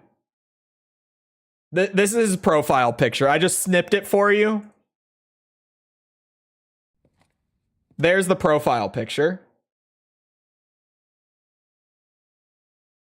And on his YouTube channel, which of course I've never actually looked at his YouTube channel. I would never read that comment and be like, who is this person? And open their channel. But on his YouTube channel, he just uploads a bunch of like clips of games. And in the title of every single one, he puts like Xbox Series or Xbox One. Like he puts the console that he's playing on. And it's always the new Xboxes.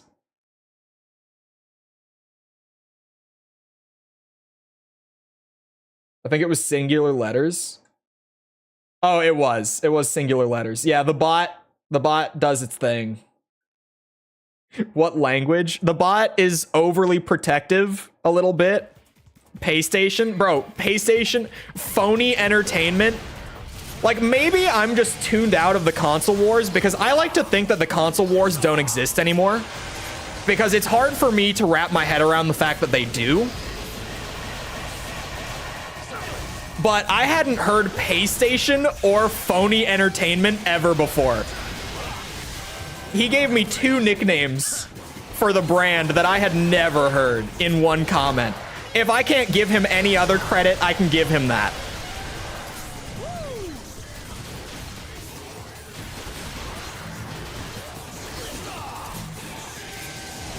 But yeah, there are some letters that the bot, if you put it on its own, the bot will like purge your messages real quick as like a protective thing.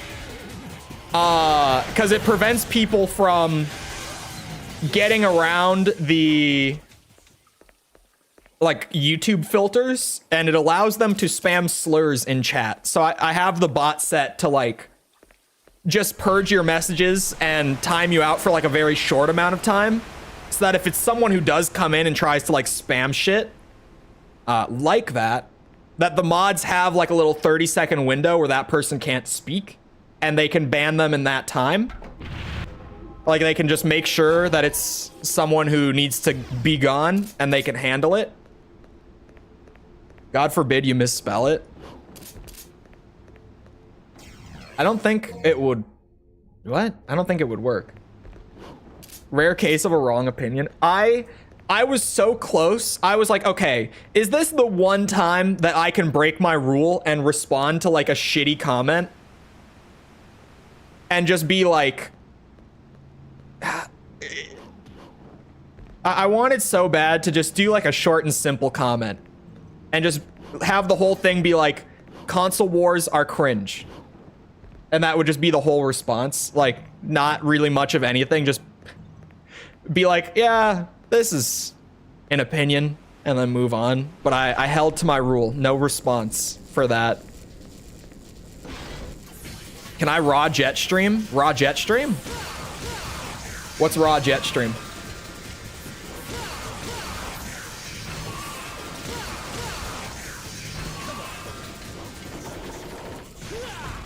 What the f- Dante? Isn't Jetstream a move in this game? Hold on. God damn it. It's one of these D-pad buttons. There it is. Just do a Jetstream. Jetstream is... Oh! Just the level 1? That's Jetstream. Now with even more menus. I know.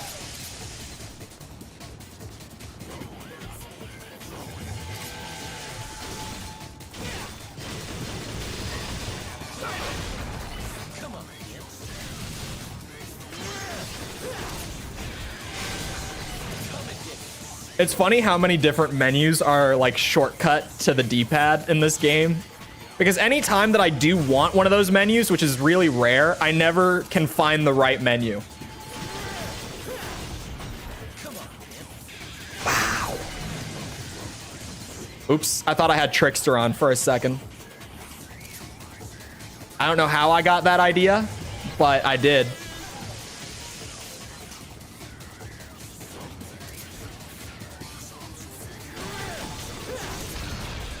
I wish it did just a little more damage so that it would actually kill them.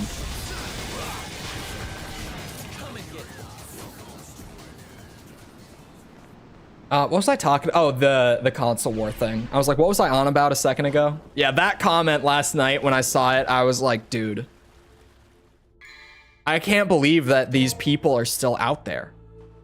Like, completely. And I mean, you see them on Twitter once in a while, but like, this guy, did he genuinely like see that it was a video about Metal Gear Solid and open the video just to talk bad about PlayStation? Because it gives off that kind of energy, which is so weird if that's the case.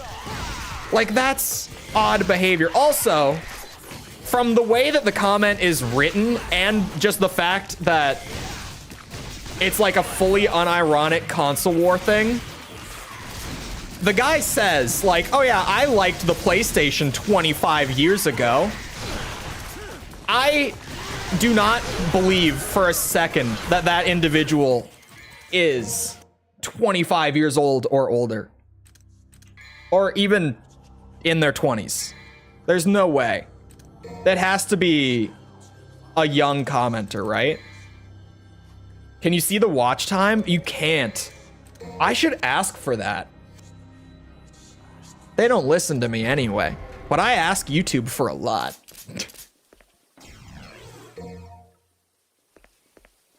I'm in the thing called the creator cohort, where it's just a group of partnered YouTubers who, like, we've opted in to do like extra research and feedback stuff with YouTube. So I give them a lot of like feedback on stuff, requests on stuff, and it most of the time doesn't feel like it's productive. But I'm always like, oh, I gotta ask for that. Every once in a while it is. Every once in a while, something good comes from it. I think it's because the thing with YouTube is that it's so big and it's so complicated, like on the back end. Like, there's so much happening on the back end of YouTube that making changes is something they have to be really careful about to make sure that they don't break everything.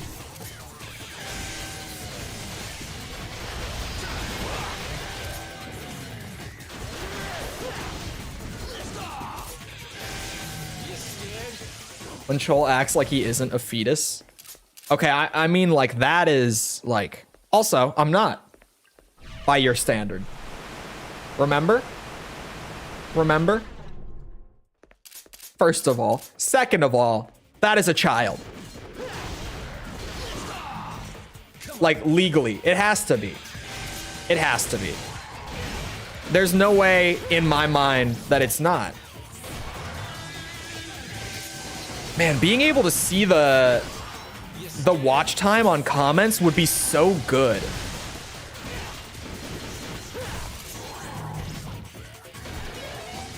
How have I never thought of this before? They grew up on PS1. Yeah, I think they're full of shit. Because the comment has no punctuation and the writing in general is really bad. And I'm talking like outside of that entire thing having no punctuation.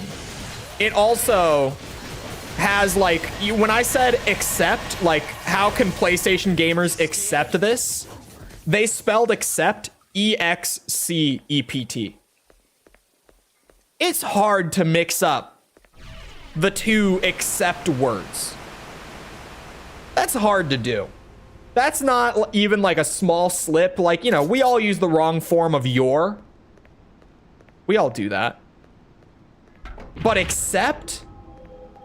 The meanings are so different. The spellings are so different. It's hard to get those mixed up. There's the little things like your, and your, or there, and there. But then there's that. That's a different story.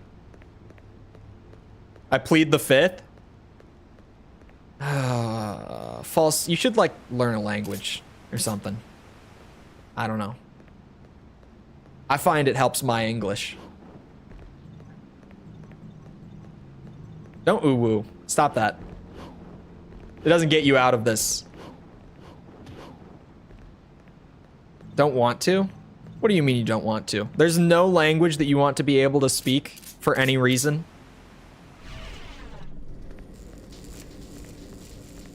Come on now.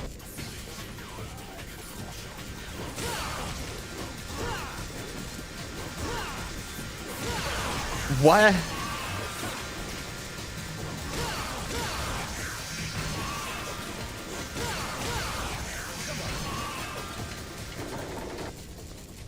Only criminals plead the fifth? That's not always true. Bimbos and himbos are in. I have an opinion on that.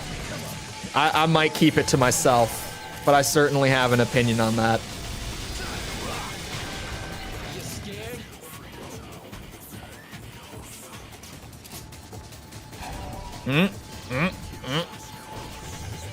I'm playing one-handed. I was thirsty. Literally friends with me. Yeah, but you're not, like, bimbo level, at least. Take that as you will, that statement. But no, like, look. Bimbos and himbos are in with some people, right? They are. But...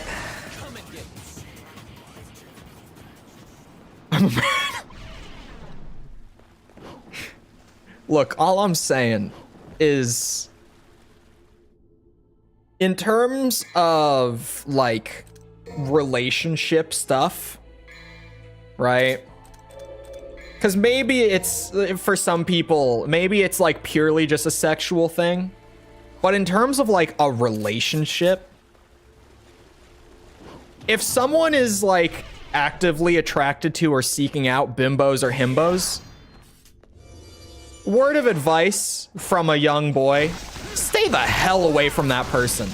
That's like the biggest red flag, or one of the biggest red flags that I can imagine in a person. Like, actively seeking a relationship with someone who is, like, dumb because they like their partner being dumb. That's a weird thing. That's not a normal thing to seek out or be interested in. Like I said, maybe there's like a sexual thing. Like, if it's purely sexual, it's different. Everyone's got, like, their kink. I won't shame that. But relationship-wise, a completely different story. Shaming people? I am not shaming people. I'm saying that's really, really concerning. Genuinely concerning.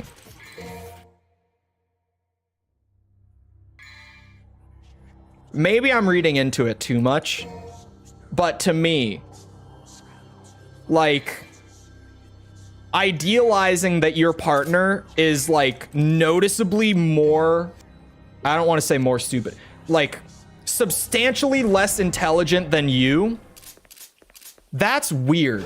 Like, that's like genuinely creepy.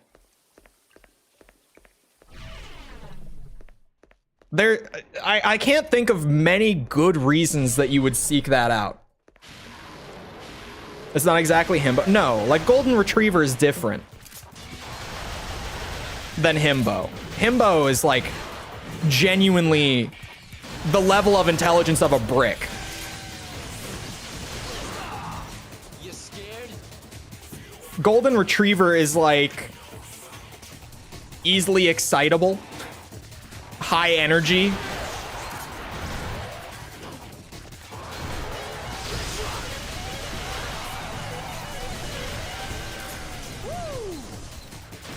I wouldn't say himbo is that level. Then what would you say?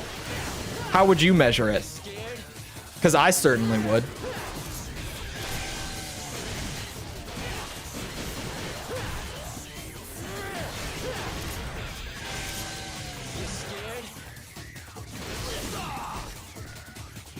I don't know. I find that weird. Playing one-handed, Chole with no context. You can see my other hand when I say that, okay? Just dumb, clumsy. Then that's just clumsy.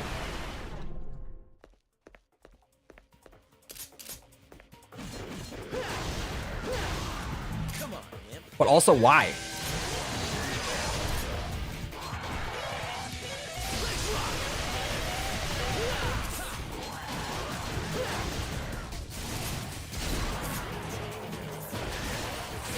If someone's narcissistic, that might be the level of intelligence they look for. Thank you. Thank you. See, it's not just me. I'm not the only one who is like, yeah, that's kind of odd. Like, that might be a red flag, actually. Because that's definitely, in my opinion, a red flag. If someone is, like, actively idealizing that their partner would be, like, noticeably lower intelligence than them. I would think that's really strange.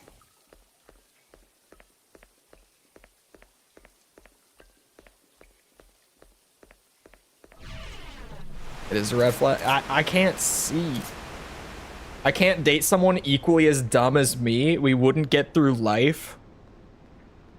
See? So you maybe somewhat understand that, like, I don't know. I feel like, generally speaking, being around the same level of intelligence, like all around, because there's the different types of intelligence and stuff. So like maybe there's a little bit of like, oh, this person's not so good at like emotional intelligence, but I am. But they're like more book smart, maybe? I don't know. I'm trying to think of, because there's like different kinds of intelligence, right? It's like a whole spectrum. No one's got it all. But I feel like being about on par with your partner would be like ideal. You like being at about the same level, I guess is the best way to put it. I feel like if they're noticeably lower, that would drive me crazy. And if they're noticeably higher, I would probably drive them crazy.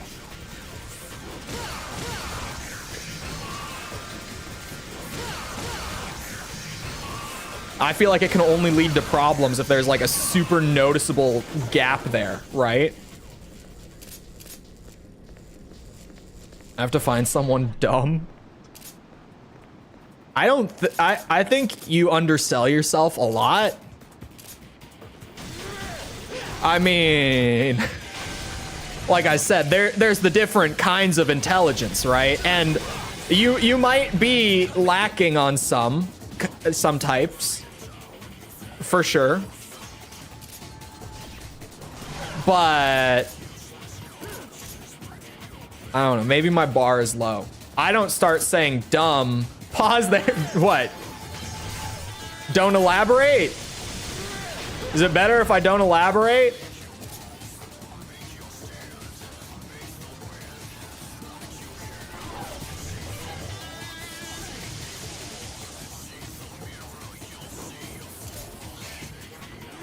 Just gaslighting? Well, I mean, I'm a guy. It's my job. That's what I'm supposed to do. He always does. This fucking hair. I'm gonna go get like stronghold pomade.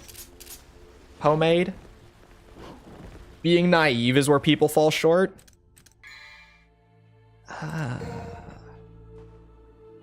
Yeah. Yeah, I would say that that's a good way of saying it. I would agree with that.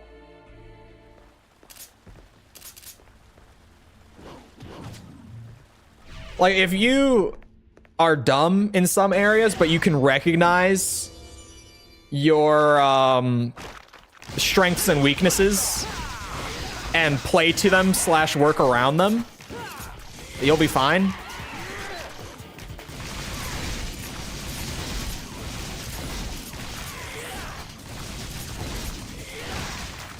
I mean, shit. I definitely know my weakness. I know where I'm out of my depths.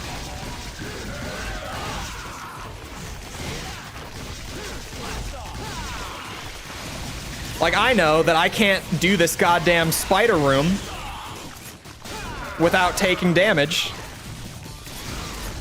That's just one thing. I'm not intelligent enough to adapt to this goddamn combat encounter in Devil May Cry 3.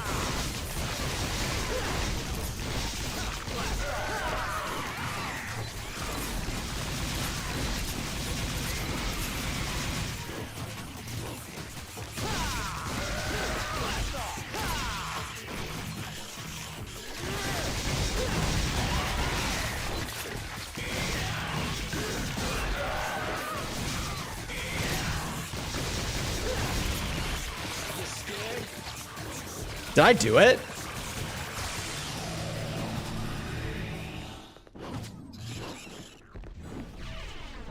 I think I did it. This might be it. Maybe. I may be undiagnosed, but I'm thriving. Undiagnosed what?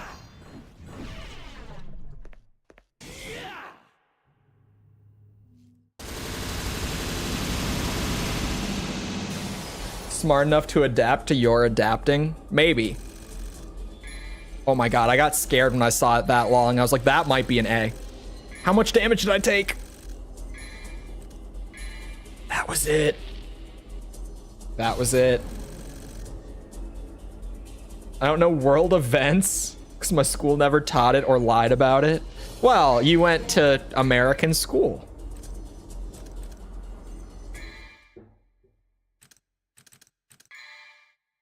That is half the board.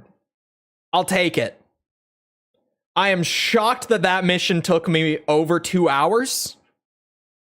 Fuck the spiders in this game. They're so bad. But we got her done. I'm halfway. Feels good, man. Now the question is, what's next? What comes after this? It's dark. I can't see anything. I'll humor the cutscene. You're still alive, I see. Mary, is that you? What's happening? You wouldn't know. I wouldn't know. Where's your mother? My mother? You killed her, remember? Yes. That's right. I killed her. With my own hands. What horrible thing have I done? I was too weak. I succumbed to his influence. You mean you were possessed? Father? Follow the spiders? What? Yes, I was manipulated. Manipulated by a devil named Virgil. Virgil? He's attempting to bring the demon world back to this modern day. A world that Sparta once sealed off. Just giving my brain a minute I here. thought he was a myth. If the demons return, this world will be thrown into chaos. Stop him.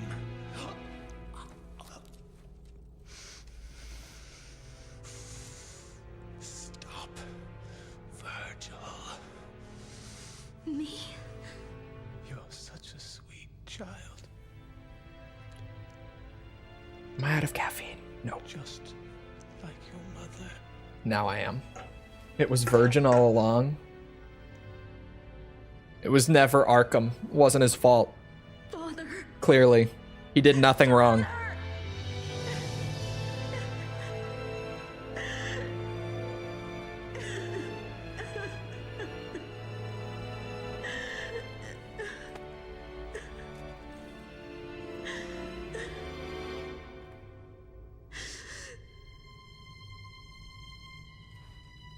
Virgil. That's his name. Mission 11. I was just about to ask if it was the Beowulf mission. I was trying to think. Father as in father, or like like his how do I put this? Blood father. Father by blood. That's all. I was gonna say it in a way that just really didn't be said. Did you just say virgin? I did say it. That is exactly, sorry, hiccup, what I just called him. I don't know what I want for Beowulf. I might just have to trial and error it, to be honest.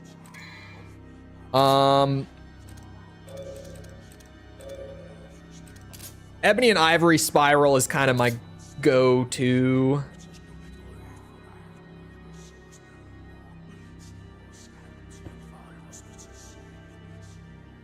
He was reading a chat message. I mean, I was, but we've just been saying virgin a lot, like in general. I might just rock Rebellion. And I was gonna say Cerberus, but I'm not using Sword Master. I think in the boss fight, I'm 100% gonna want Trickster. Let's try Rebellion Beowulf. I'll try this out and see what I think. Oh. Ow, son of a bitch. It's a practice run.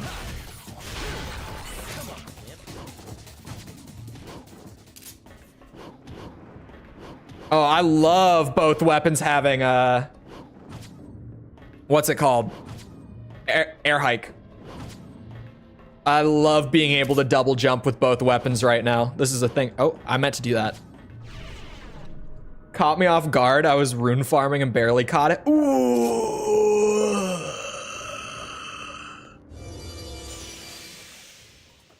I forgot about this. Does any DMC3 gamers in chat, do you guys know like a good way to consistently kill these things and not get my shit messed up? I guess I could just shoot them. Like, it works fine.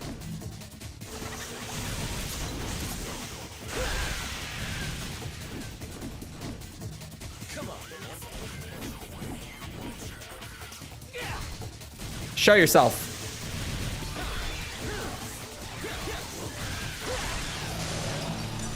Yeah, I don't really know what to do with them. Don't get hit. You better hope that I forget all the shit you've been talking in the next week. Or I'm gonna be so unhinged on that stream.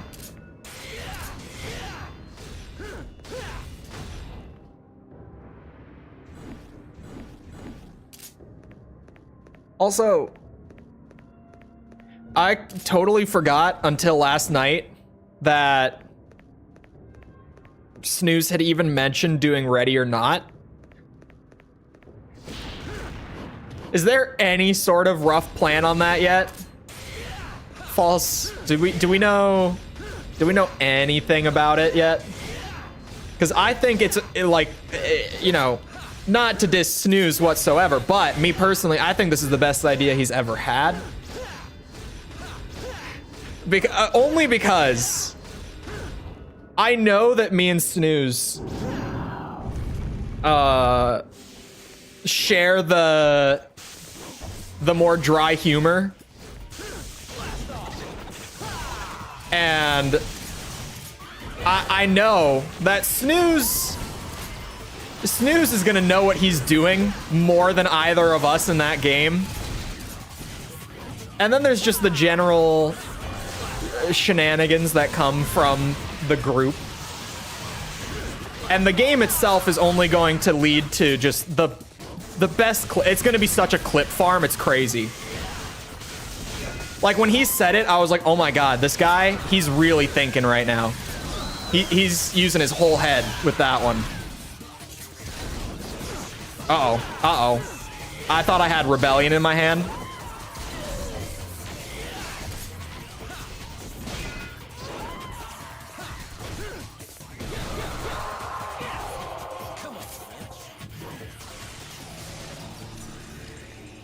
He said it would be still too hard with me, probably.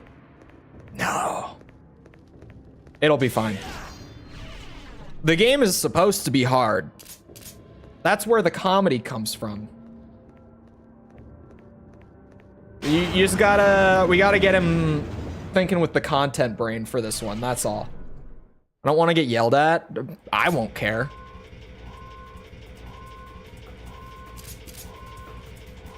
I mean, like, you can certainly play Ready or Not seriously, and like, it gives you letter ranks based on how well you handle things. So like, yeah, you can certainly play that game and shoot for S ranks and all that, but like, that's not what I'm gonna be doing when we play it.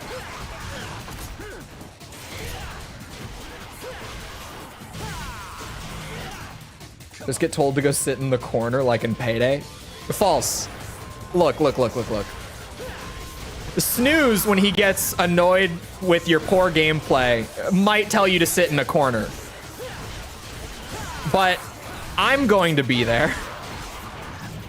And I'm going to be thinking, how do we make this shit funny? How do we get the clips? So if Snooze tells you to go sit in a corner, I'm probably going to immediately tell you to do some really dumb shit.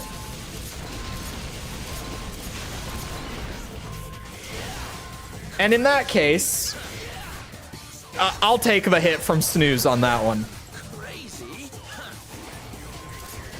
It won't be the first time I've angered a British man.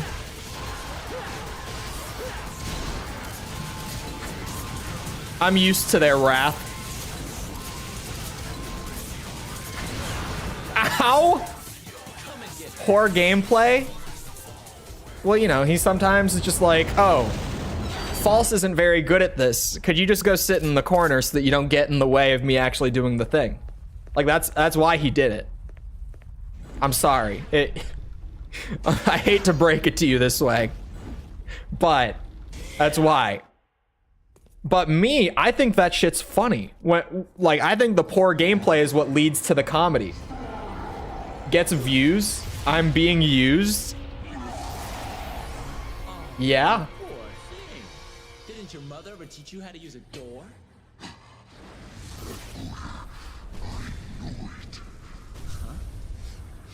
I think I've already taken way too much damage, but maybe the damage is like very lenient on this mission, because so far I've already fought a mini boss that had ads mixed in with it, and now I'm doing an actual boss fight, so maybe the requirement's pretty lenient.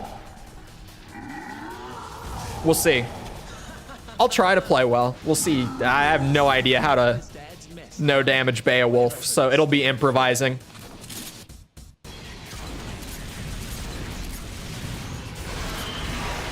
And there's damage. Oops, I missed.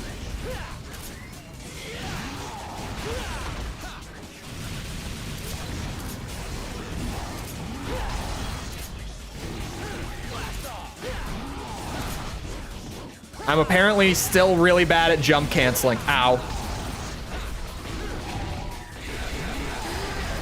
That was a dumb idea.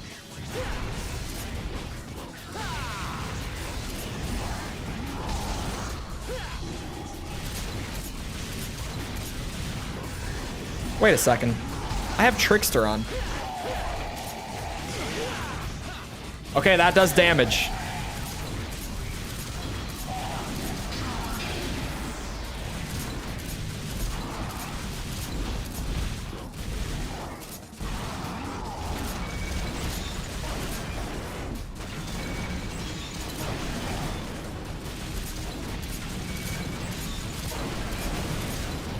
You can shoot those out?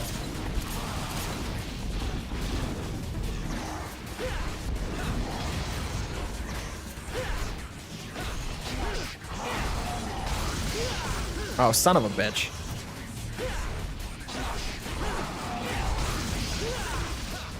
The iframes aren't long enough. Yeah, this fight's gonna be something. I just don't know what I'm doing, to be honest. Maybe I don't have a... I don't know. I don't feel like I can really combo on him. I feel like this is just a more defensive fight. I need to be not playing like this. Ow.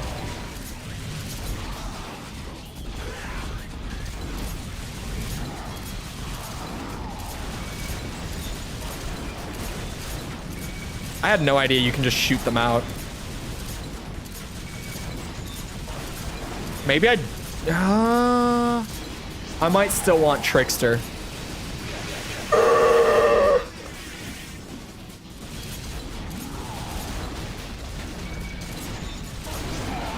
What the fuck?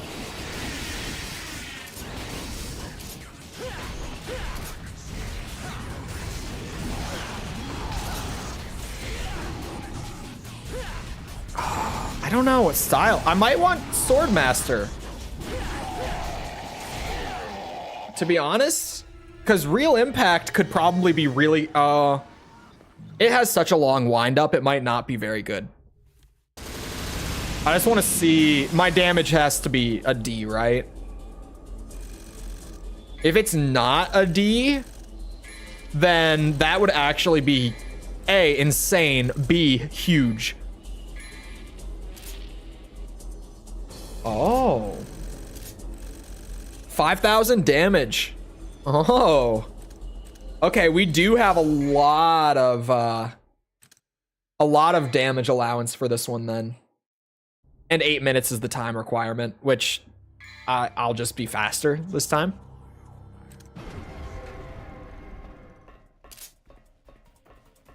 I think I've got it. The Beowulf fight will be a learning process.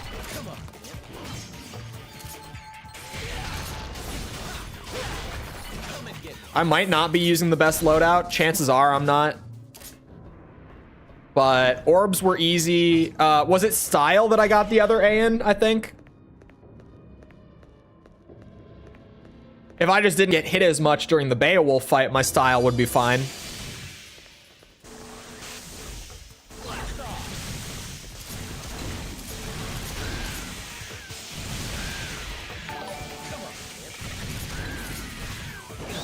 Ah, son of a bitch.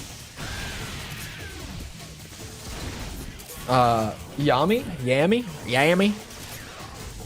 Thank you for the sub. Appreciate it. Uh-oh. Come on, you guys. Let's not do this.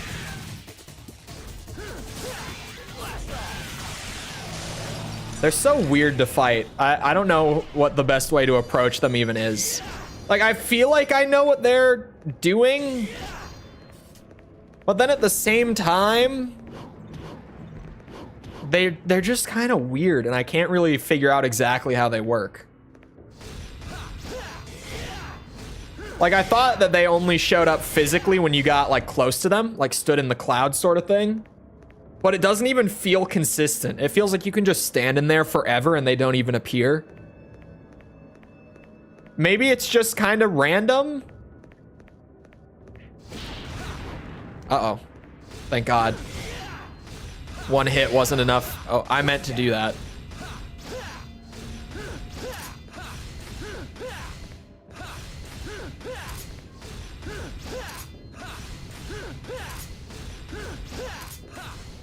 Come on.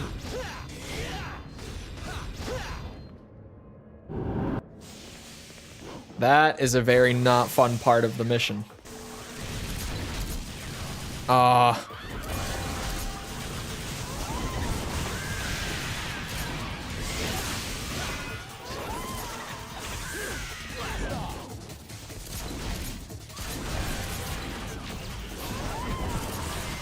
There's my ebony and ivory.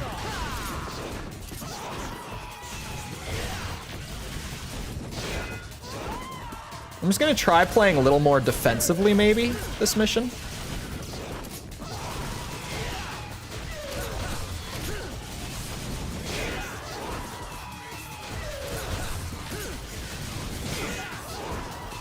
If I just slow down the aggression a bit, I might do a lot better. I know it's a shocking concept. It's a bit bold, but it might work. Shadow of the Erd Tree will shadow drop in February. There's no way that FromSoft could actually manage a shadow drop. I'm convinced that it would be insane if it did. But I feel like FromSoft is at that level in the industry where whatever they try to keep secret, regardless of how well they do it, there's just no way that they can keep it secret. We get so many FromSoft leaks. And we got a very recent FromSoft leak too. They don't need marketing. They definitely don't need marketing, but it definitely would have leaked. It would be actually crazy if they managed to keep that a secret. Like the big awaited expansion to their best-selling game ever.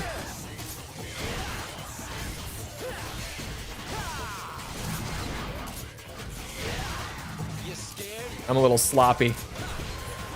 What was the leak? We just got more stuff about what's probably Elden Ring 2 with Spellbound, I mean. We just got more stuff about Spellbound. It was the same leak that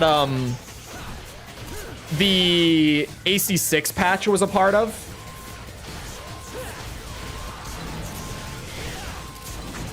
Like when we knew that they were gonna add new parts and stuff to AC6 when that leaked.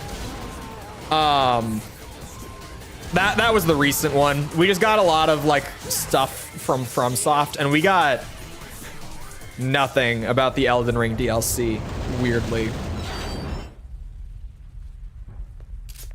It's written in the stars. Isn't it crazy that in February, Elden Ring will have been 2 years ago? Am I the only one who still is like trying to wrap my head around that?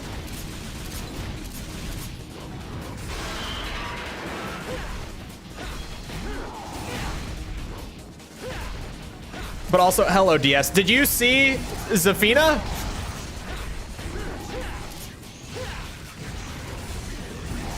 New character that I want to main in Tekken 8 just dropped.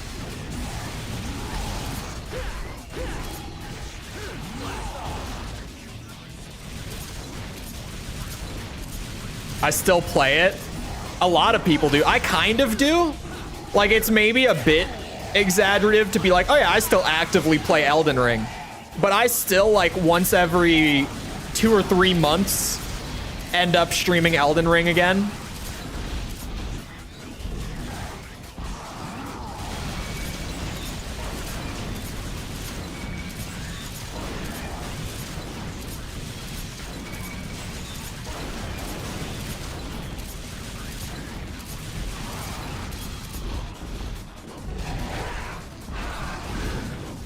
Oh.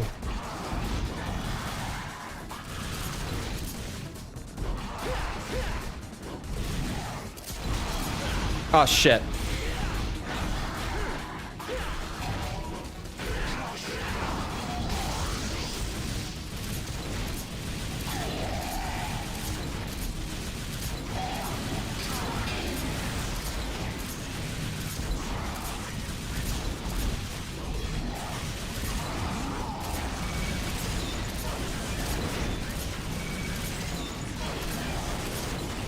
That went over my head. Little spooky, Beowulf. Oh my god. Oh my god. I'm trying here, man. I really am. Wow. Wow. There goes all the damage.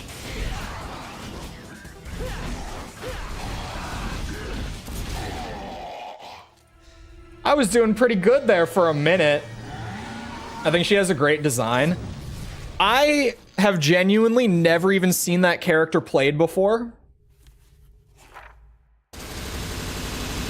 Me being the noobiest Tekken fan out there. I've never matched against a Zafina before. Her shit looks wacky. Like, really fun wacky. That, honestly, the damage isn't even far off. For a second run, a second crack at the fight, and the whole mission, but the fight. Things are looking up, I gotta say.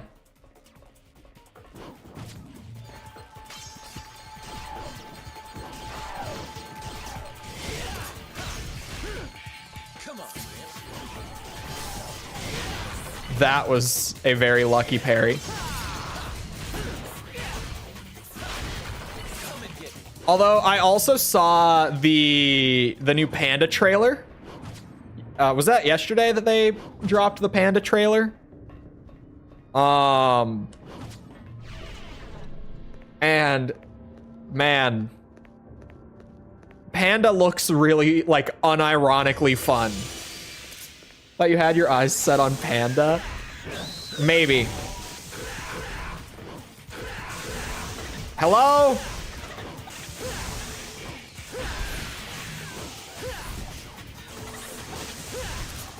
How do you bitches work?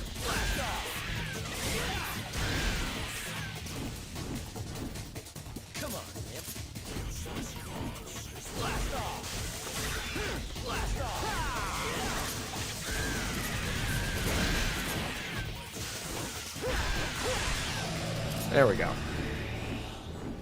Oh. Is it Kung Fu Panda? After this run,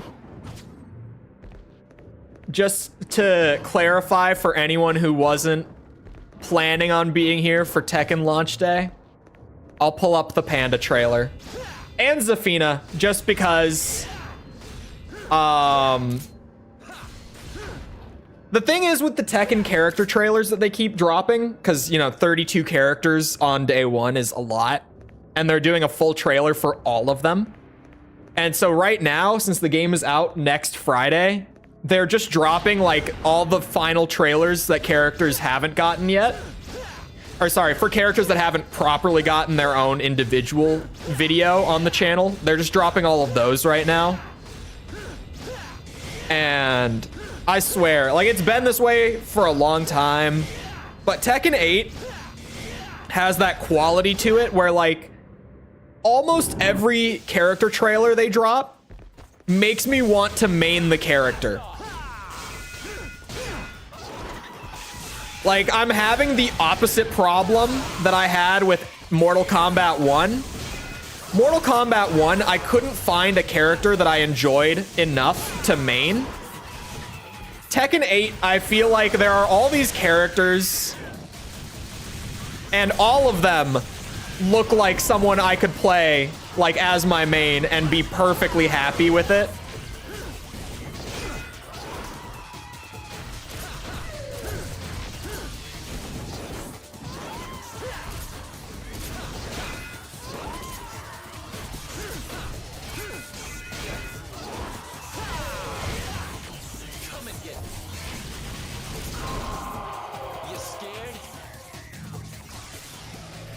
Who's the character in Tekken 8 that's a coffee addict? Azucena. She's one of the actual newcomers, which are very few. I don't enjoy the core gameplay of MK games. They feel stiff and outdated. I don't like MK as much as Street Fighter or Tekken, but I enjoy it in, like, a casual sense. Like, I don't get into Mortal Kombat to like improve at the game in any way, but I like Mortal Kombat to just go and hit some buttons and have like characters' skill ceilings be pretty low across the board, so you can kind of just like pick someone up and play with them and do good. It's fun for what it is. Is a villain if you look at her story. Yeah, in the story trailer, they just kind of dropped it that she's, you know, not one of the good guys, which was actually very surprising for me. I don't think my style is gonna fare a lot better on this run, you guys. You know, I don't know why I would think that. Ooh, my damage isn't there either. That'll probably be my main villain or not. Okay, hold on. I'm gonna go pull up the Panda trailer.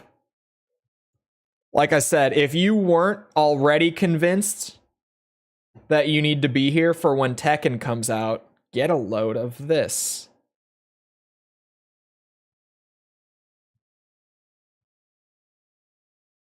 Allow me to present to you the Tekken 8 Panda character trailer. This is a good one. If any of you are lurking and you're not looking at your screen right now, you might want to change that for like the next minute or so. If you're just listening, you might want to see this one. Wouldn't Navon be good for the train ride? Probably. Oh, okay, volume looks fine. It's loud for me. Panda. It's really stupid that I think I could unironically play this character.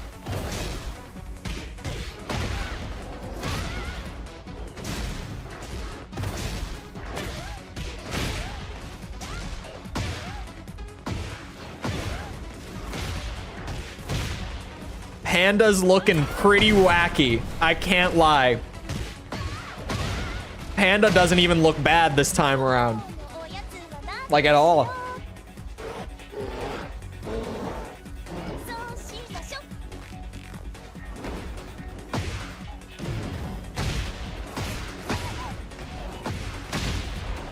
Panda is just going wild in this game, especially with the heat stuff. Everyone goes wild with heat, apparently, but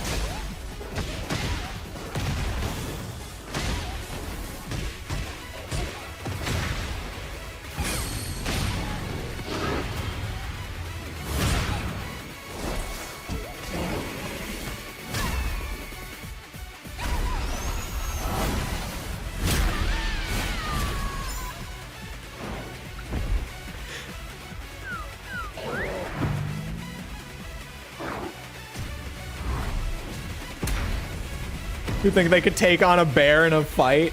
The animals look the best they've ever looked. They do. Like, I honestly just can't believe that Kuma and Panda look very playable in their trailers. Here, this is the one that they dropped this morning that I immediately brought up when DS came in.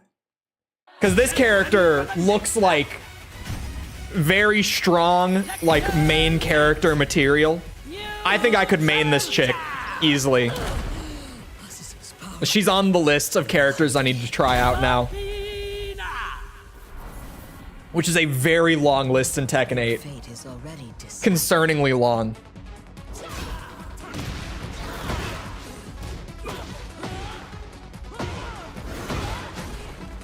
God, she looks fun.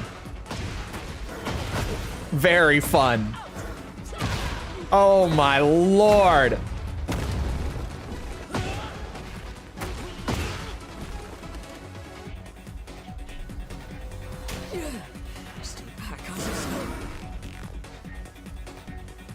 I definitely think that I could main her and just have a blast with it. At least from the looks of it. The hip thrust is crazy. Hold on. I forgot about that.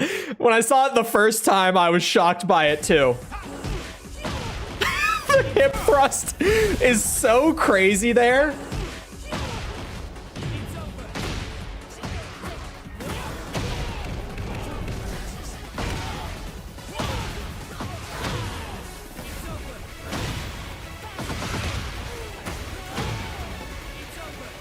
She looks so wild and wacky.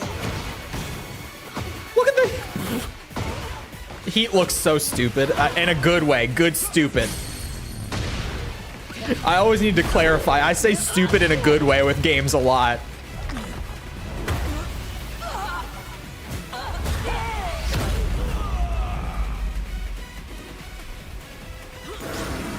Yeah, I might have to play her a good bit.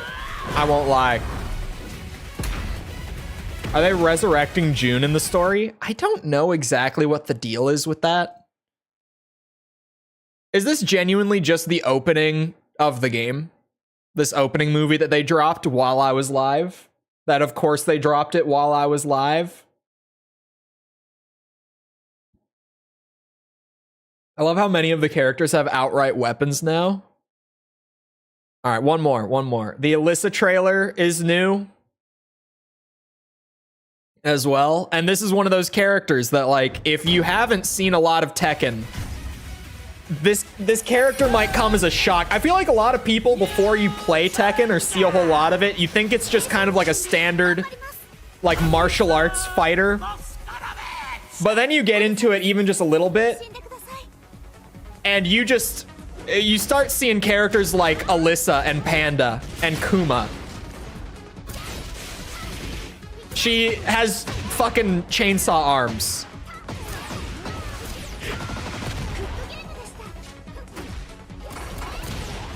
I need this game now. How many days again? It's the 14th, 12 days? That's too many. I shouldn't have said that out loud.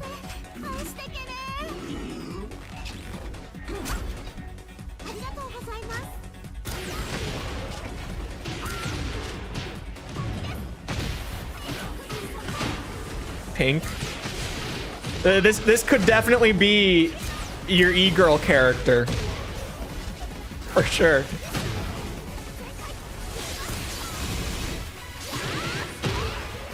Android bitch with chainsaw arms. She looks like I could play a lot of her too. Like every other trailer they drop, I'm like, this might be my new main.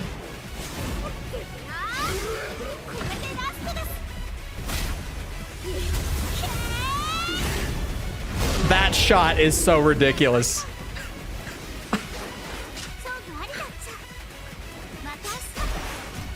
This game is so wacky.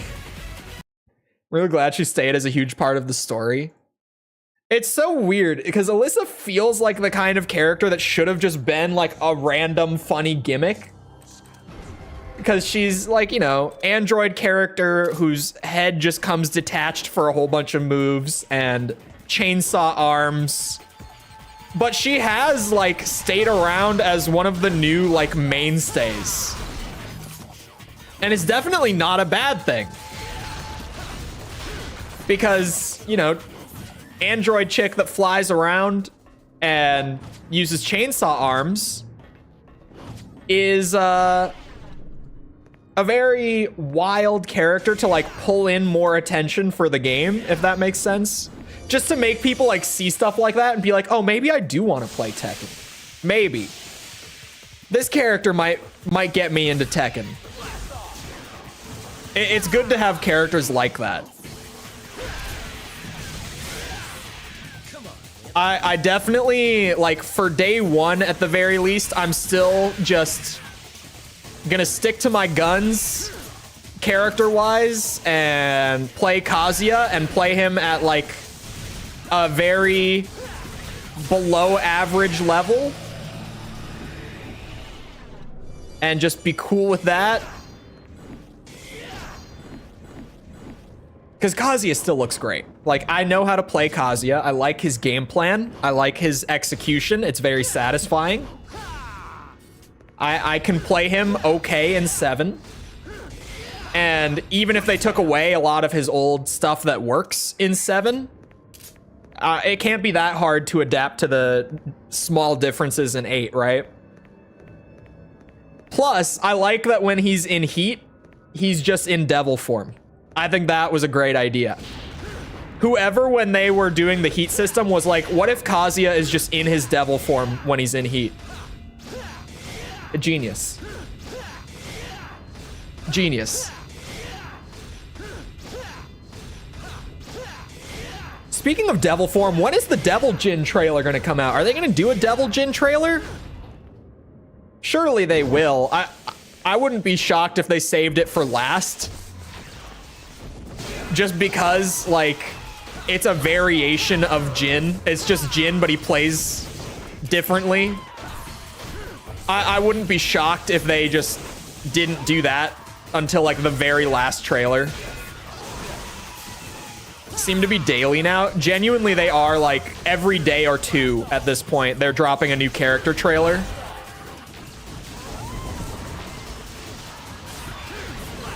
So, you know, we've got a couple weeks, but I absolutely would not be surprised if he's the last character to get a reveal. Even though he's in the demo,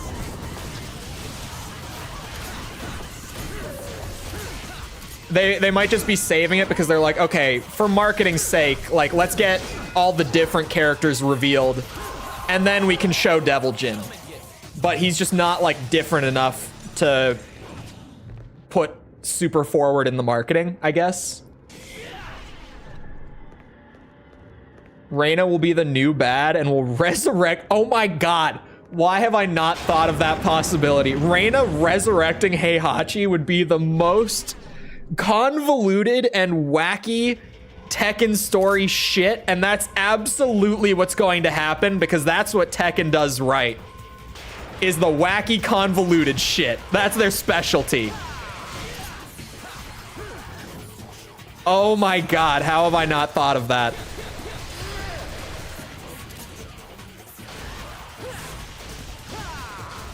That's now also my prediction. Maybe not so much the June thing. Like, it's very possible that that's something they do. But 100% the Reina resurrecting Heihachi thing.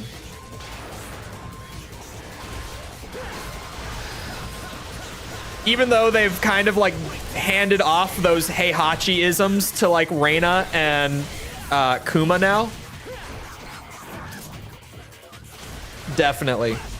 I would love if they did, like, Heihachi as a DLC character. Honestly. Just to have him there, especially if in the story he does get resurrected. Oh my god.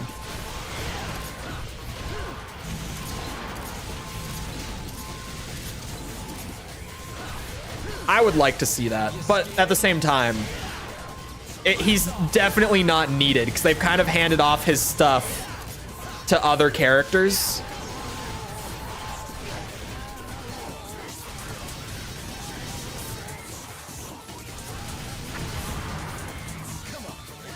This is not helping with my stylish average. Has gone as far as it can in his current state. Either he dies or becomes a hero.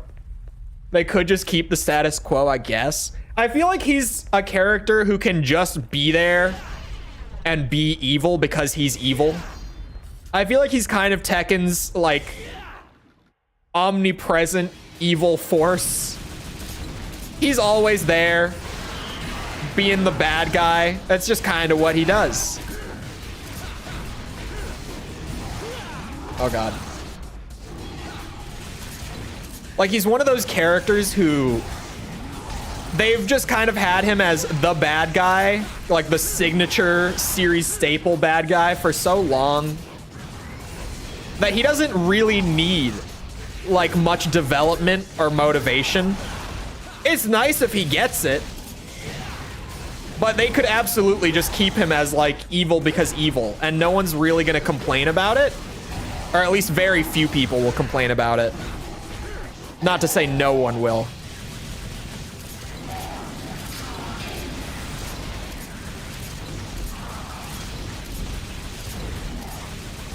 I want to see him open a sneaker store. Just live a normal life. I don't know, seeing him and Jin get along could be a crazy thing. That could be nice for a change.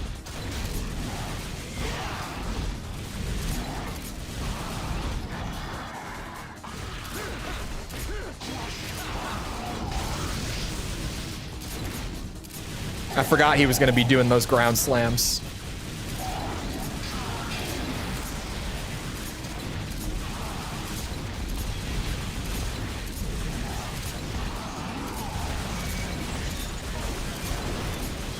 Man, this is a bit of an input-heavy fight right now.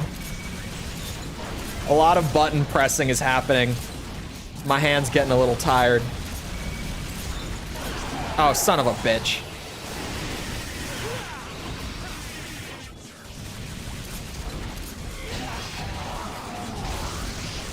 That hit me!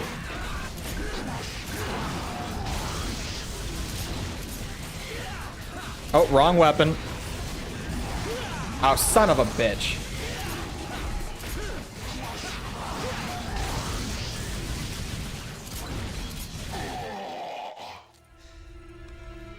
They made a very conscious decision to bring back June. That's true. All her dialogues about saving Kazuya. I don't know. I feel like with how much they're marketing it, if that, like, just how much they're putting it in trailers and stuff, it makes me think that that can't be the way that things actually play out. You know what I mean? Because if it was, they wouldn't be so forward with it. Like, surely there's got to be some twist in there where that ends up not happening. I don't know. It's just the way that I always think about it, at least. Whenever they push so heavy, although at the same time, there's no way that the end of the game rolls around and Jin doesn't absolutely whoop Kazuya's ass. Like, just to devil's advocate myself on, like, they wouldn't advertise it so heavily if it actually happened that way. There's no way that that doesn't happen. Where the end of the story is just Jin beating Kazuya. Right? So I don't really know, to be honest.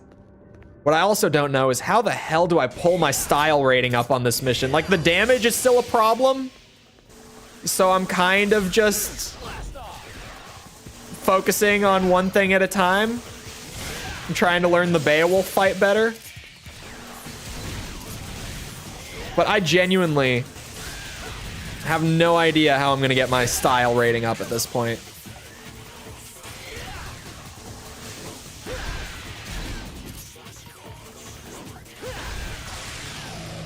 These bitches don't help. Like, I'm trying to squeeze some style out of them, but I have no idea how to. I think what's fun about Tekken 8's marketing right now is that I don't really know what direction that story is going in, like, ultimately. Like, Jin and Kazuya are gonna fight. Outside of that, I really don't know. Like, how is June back is a big question. How does Reina come into the equation is a big question. I feel like a lot of the time, fighting game stories are, like, painfully predictable. With Tekken 8 right now, I'm not feeling like it's as predictable. Like, you know, Mortal Kombat 1 marketing might as well have given the majority of the story away. As an example. Street Fighter 6 I can't use as an example because World Tour was just its own little wacky thing that was entirely different.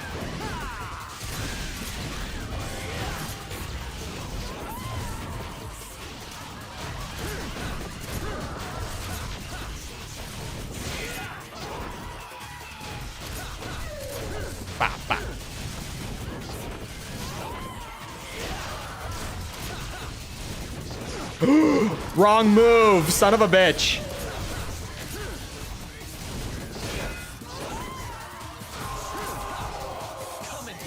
Through some kind of spiritual means. Oh yeah, and they also threw like the plot point into the story trailer where they're just like, oh, Jin lost his devil powers? I kind of forgot about that until just now too.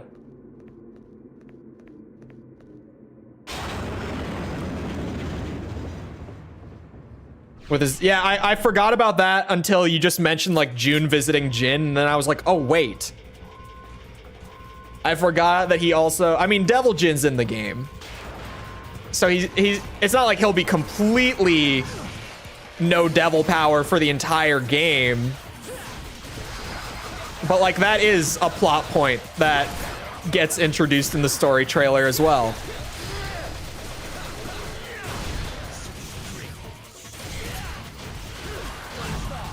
Sweet, baby.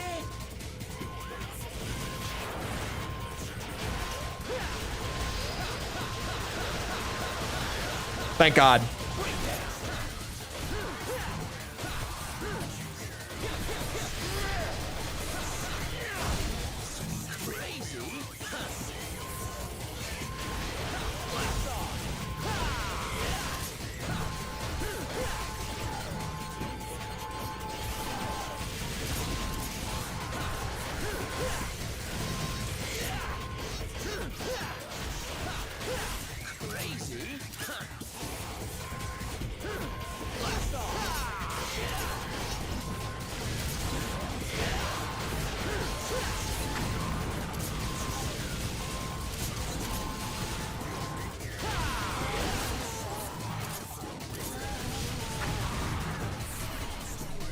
That went a lot better.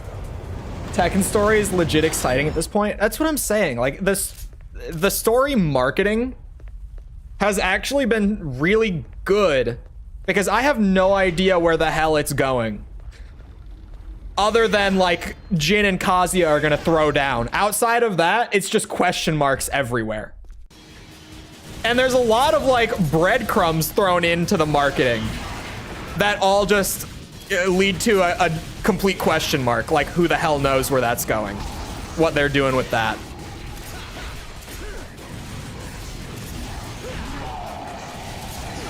Oh shit. Okay, so if I hit him in the head and he starts flailing, he does damage. Noted.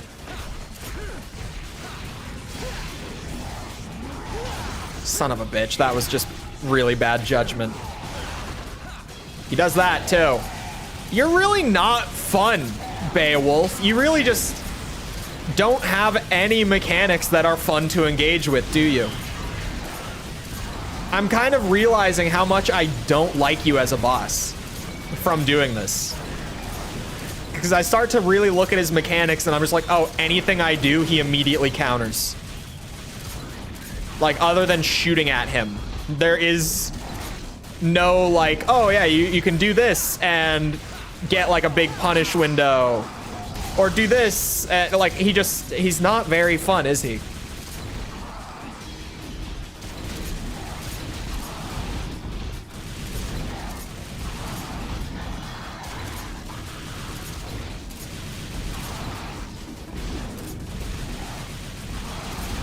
Oh shit.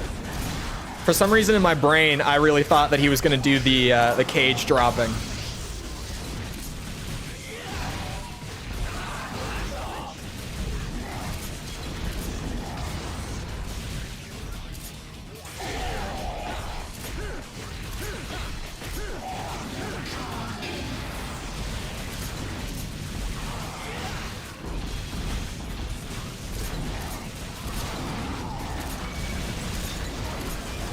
Ah, shit. I got nailed by a cage.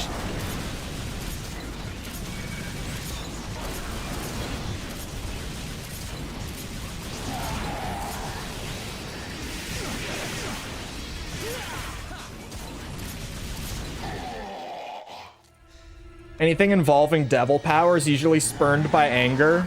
Maybe Jin finally finds his peace. That's why his devil power becomes inert. Maybe.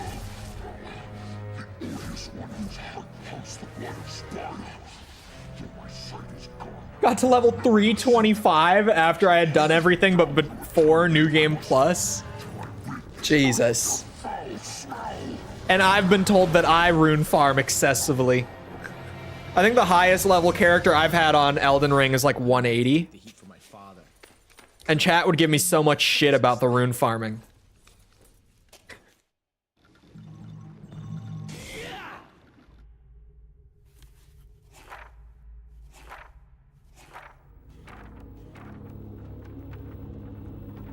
Also, Jim on the, I'm assuming autocorrect or maybe just typo. Either way, I didn't call it out, but it was funny to me.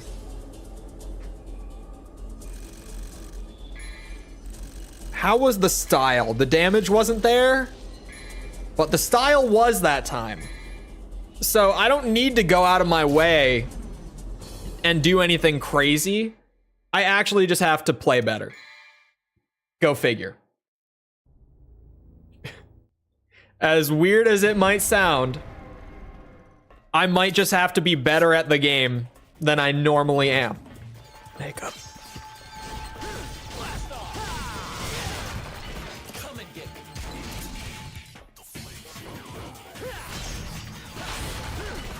Come and get me. I spend hours rune farming. I spend sometimes like an hour or two.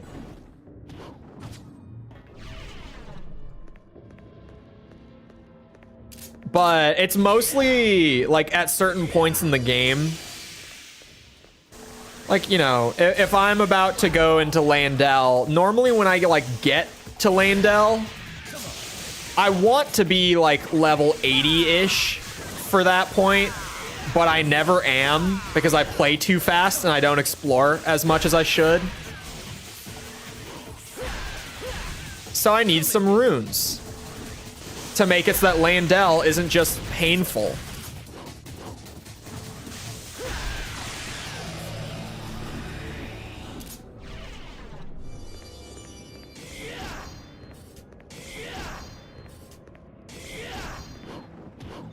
It was only truly efficient after beating the final boss? Wait, what? What do you mean? Why was it more efficient after the final boss? Oh. Using, okay. I was like, why after boss? That would make a little more sense. I'm seriously tempted. Oh shit. To do modded Elden Ring again. Has Convergence mod gotten any updates? Because that's the best one.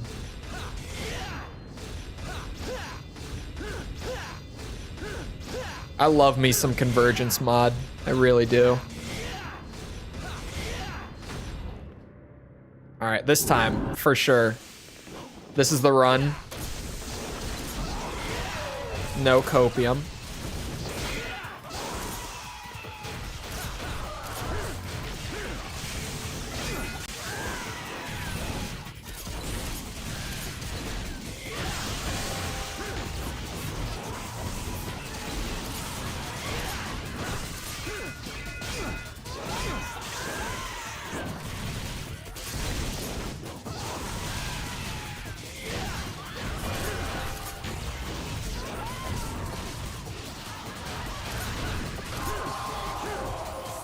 Wait for the DLC in February. It's not happening in February. You're on copium. The DLC isn't real, you guys. Come on. We all know this by now. The DLC never even existed. They're gonna raise skill caps?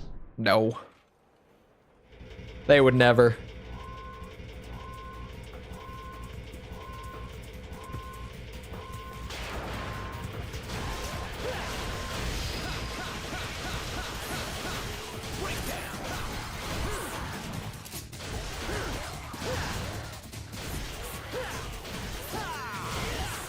You scared? Crazy?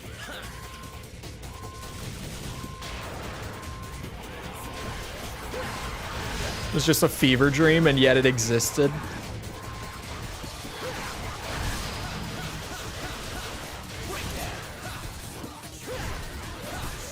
It's weird to me that I enjoy replaying Elden Ring so much, considering how underwhelmed I was when I did my first playthrough. Underwhelmed, like, compared to Dark Souls and Demon Souls, that is. I didn't feel the magic in Elden Ring that I felt in those games when I first played it. But on replays, like, there's just something in Elden Ring that I keep replaying it for. Shit, I had the sniper out. That I am the Elden Lord. Do we need more than level 80 hard cap? Probably not. Could we, you know, have some fun with it? Definitely.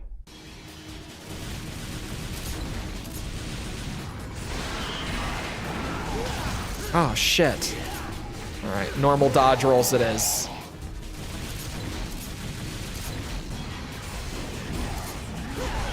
Oh, okay, that's fun.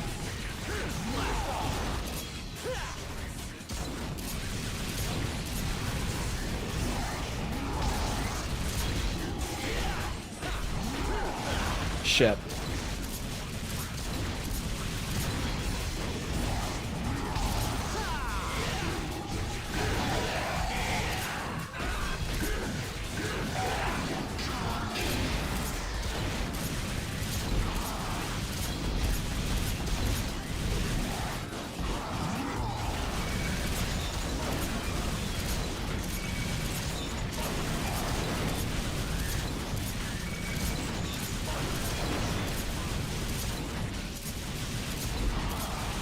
I think Demon Souls is the second best Souls game after Elden Ring. Really. Dark Souls 1 is definitely my favorite of the bunch, but Demon Souls is maybe my second favorite? Question mark? I don't know.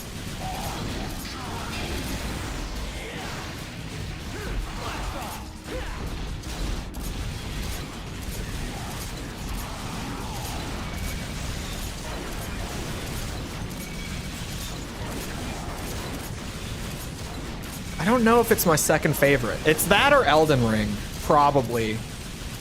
But it's kind of weird. Because Elden Ring, I feel like, is way better for replays. But my first playthrough of Elden Ring just was not as fun as my first playthrough as of Demon Souls. The damage still isn't there this run.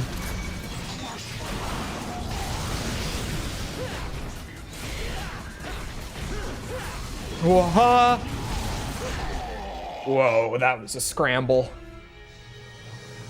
The remake looks so good. It'll look even better when the cowards put it on PC. No copium. No copium at all.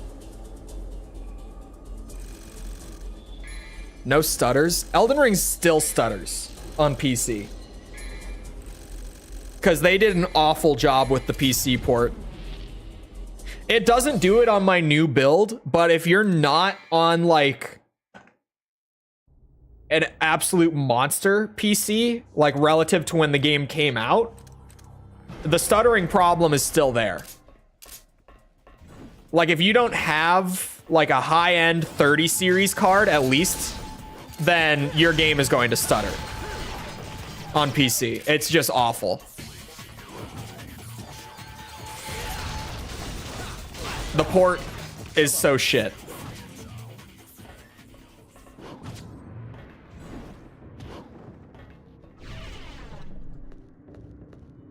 It's so focused and condensed. That's what I typically say about the older ones too, is like the open world aspect of Elden Ring is fun for what it is, but it's missing that sort of like magic that the old Soulsborne level design had.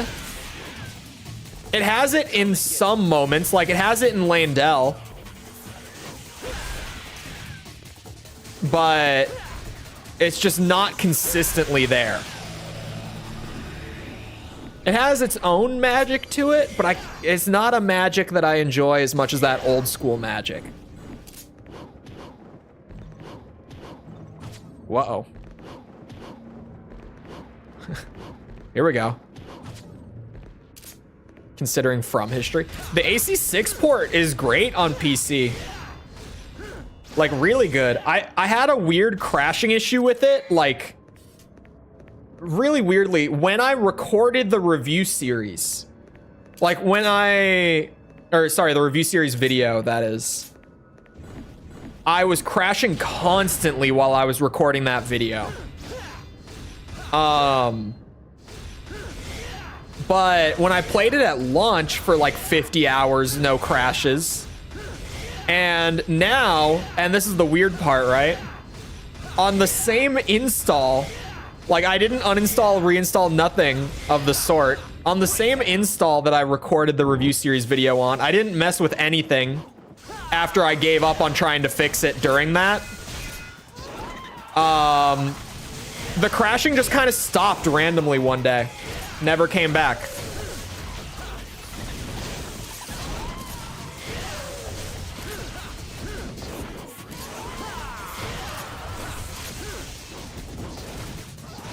Oh, son of a bitch.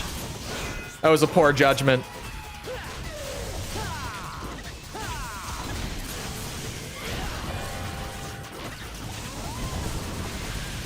There we go. That's one of the little shits.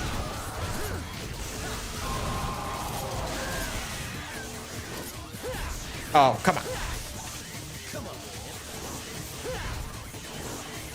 I hate it so much. There we go. Played DMC3 like a year ago and don't remember that mission. This one? This one is, what's it?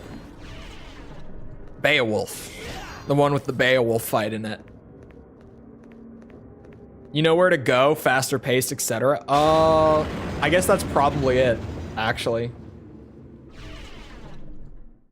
I said it a lot when I played it at release, that I did not think the pacing was good.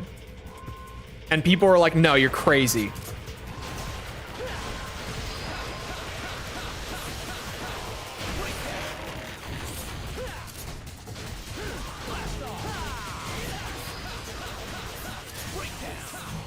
Come here.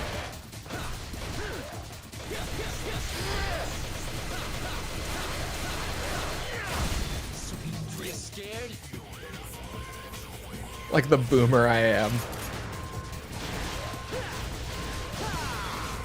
Woo. Oh god. Oh god. Please. I'm fumbling a lot. Ah, I thought I would be done in time. Come and get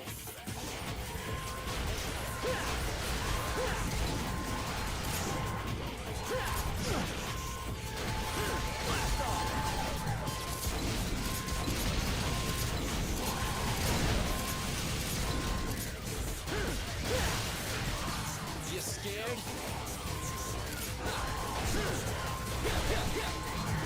Woohoo.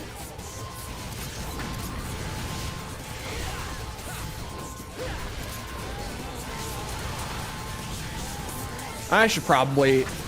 Yeah, that was a good idea.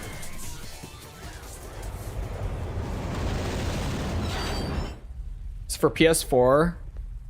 Watched my cousin play the Series S version, and I almost creamed my pants at how much smoother the game looked. Does the PS4 version look bad? I don't think I've ever seen gameplay of it, to be honest. Or is it just a frame rate thing, maybe? You say smoother. I mean, I'm sure that it's capped at 30 on PS4, right?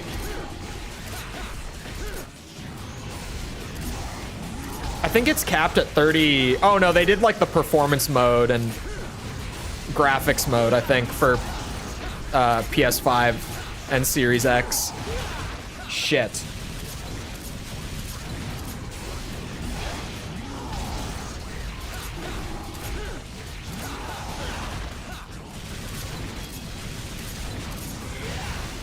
Oh, I'm throwing again.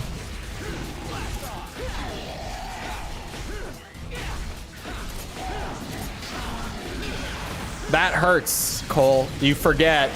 God damn it. I think I've thrown. I think the run is dead. Maybe. Maybe not. There's a chance that I can afford like one more hit, and I just took it. And I just took it. There's a PS4 version, which is like low settings and capped at 30. I think you can play it at 60 on PS5 anyways. Come on, Wimp. Ugh. Come and get me. I was way too early on the taunt. Son of a bitch. There's an invisible wall. There's not much that I hate more than an invisible wall. There really isn't. Let me fall into the gap. I could have cleared that easily. Come on, Wimp. Come on, Wimp. Whoa, what the hell? Did he just like teleport? What the fuck? That's a new one. They teleport now. Oh, there's another one here.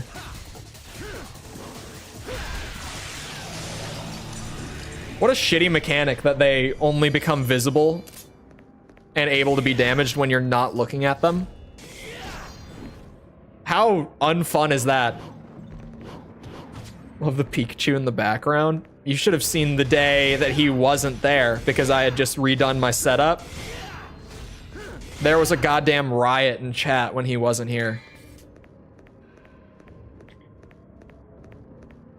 He's been in the camera shot like almost always.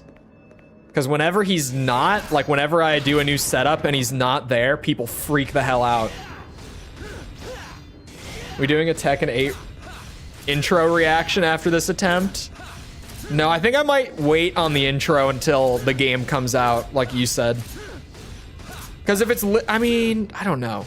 Part of me is always like, oh, if it's marketing, it's marketing. But like, why would they just put the intro of the game out there? That's too much. Oh, son of a bitch. Great start.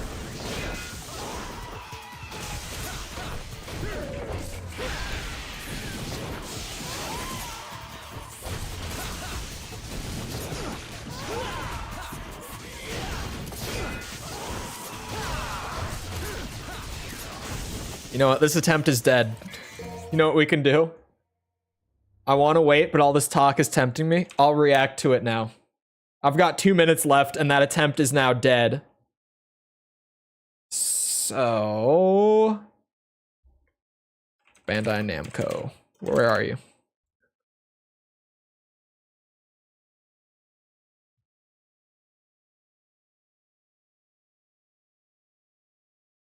All right, opening movie. It's 3 minutes. I'm going over time for it.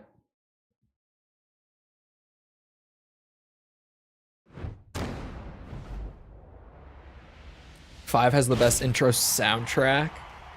I think 8's soundtrack is shaping up to be one of the better ones, to be honest. Like, the music that has been coming out of the demo has been crazy. Also, I'm pissed that they dropped this during my stream. But here we are. I'm watching it anyway.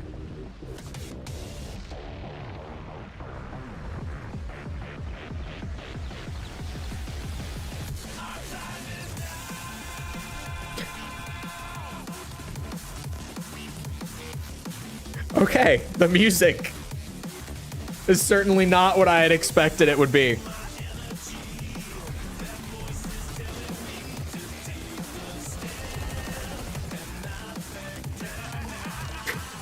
Just Brian doing what he does.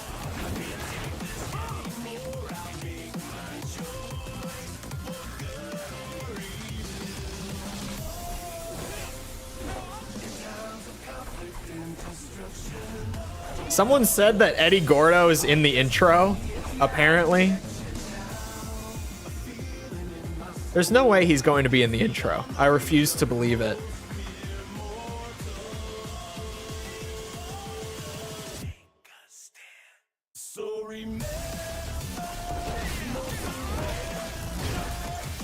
King looks so out of place where he just came in there. God damn, everyone is in this battle scene. Like, everyone. Bears.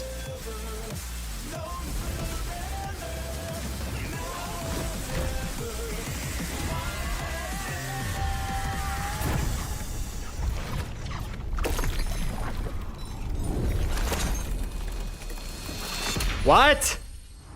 Wait. What the hell is that? Hold on, what's this about to be? Oh my God. Okay. I see. He is in the opening movie. Uh-huh.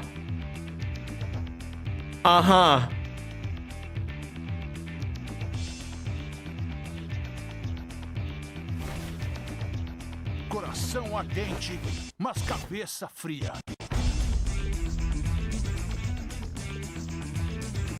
He's not the, or sorry, he is the first DLC character.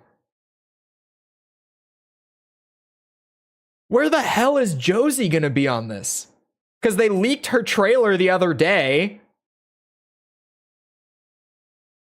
So do they already have a character trailer for summer, potentially through winter?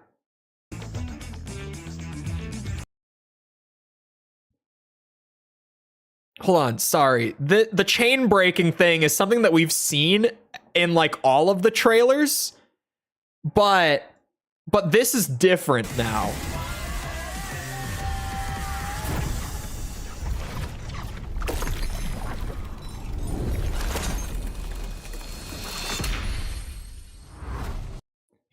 Surely there is some symbolism here that someone could really dig into with this little chain break that we've always seen apparently being Jin's DNA.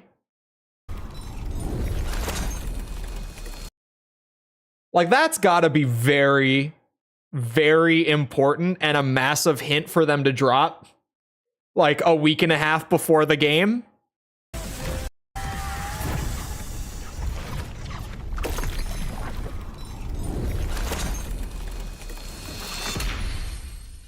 And yeah, Eddie Gordo.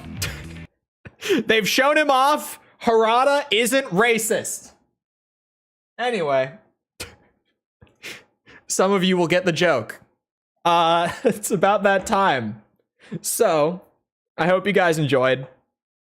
If you did enjoy, and you haven't done so already, feel free to go ahead and leave a sub. Come back another time. We're doing this. We're doing the Armored Core 100%. Ace Combat on the hardest difficulty, GTA 100%, the Metal Gear games. We're doing a lot right now, and I'm maybe gonna do Prince of Persia. I don't know. I don't want to buy it on Epic. I genuinely don't want to. Like, I was going to pre-order it this morning. I only didn't when I found out it wasn't on Steam. Like, no bullshit. I don't know. Maybe I'll do it. Maybe I'll just wait for Tekken. I'll see how I feel in the next few days. But feel free to come back for any of that. Also, if you enjoyed and you haven't done so already, feel free to go ahead and leave a like on the stream. Helps out a lot with algorithm and stuff, so I'd appreciate it. Thank you if you've done so already. Thank you if you're about to do so. In the pinned message above, I have the playlist link for the Ace Combat review series. The new video is tomorrow. Ace Combat 0 review is tomorrow. So if you're missing out on any of those, if you're not caught up, you can check those out up there. Also, in terms of links, like in the description, there's things like Twitter, Discord server, TikTok, anything like that you might be looking for. But with all that being said, once again, I hope you guys enjoyed. I'll see you always back here next time. I hope you all have a great rest of your day. Thank you for coming to the stream, and goodbye.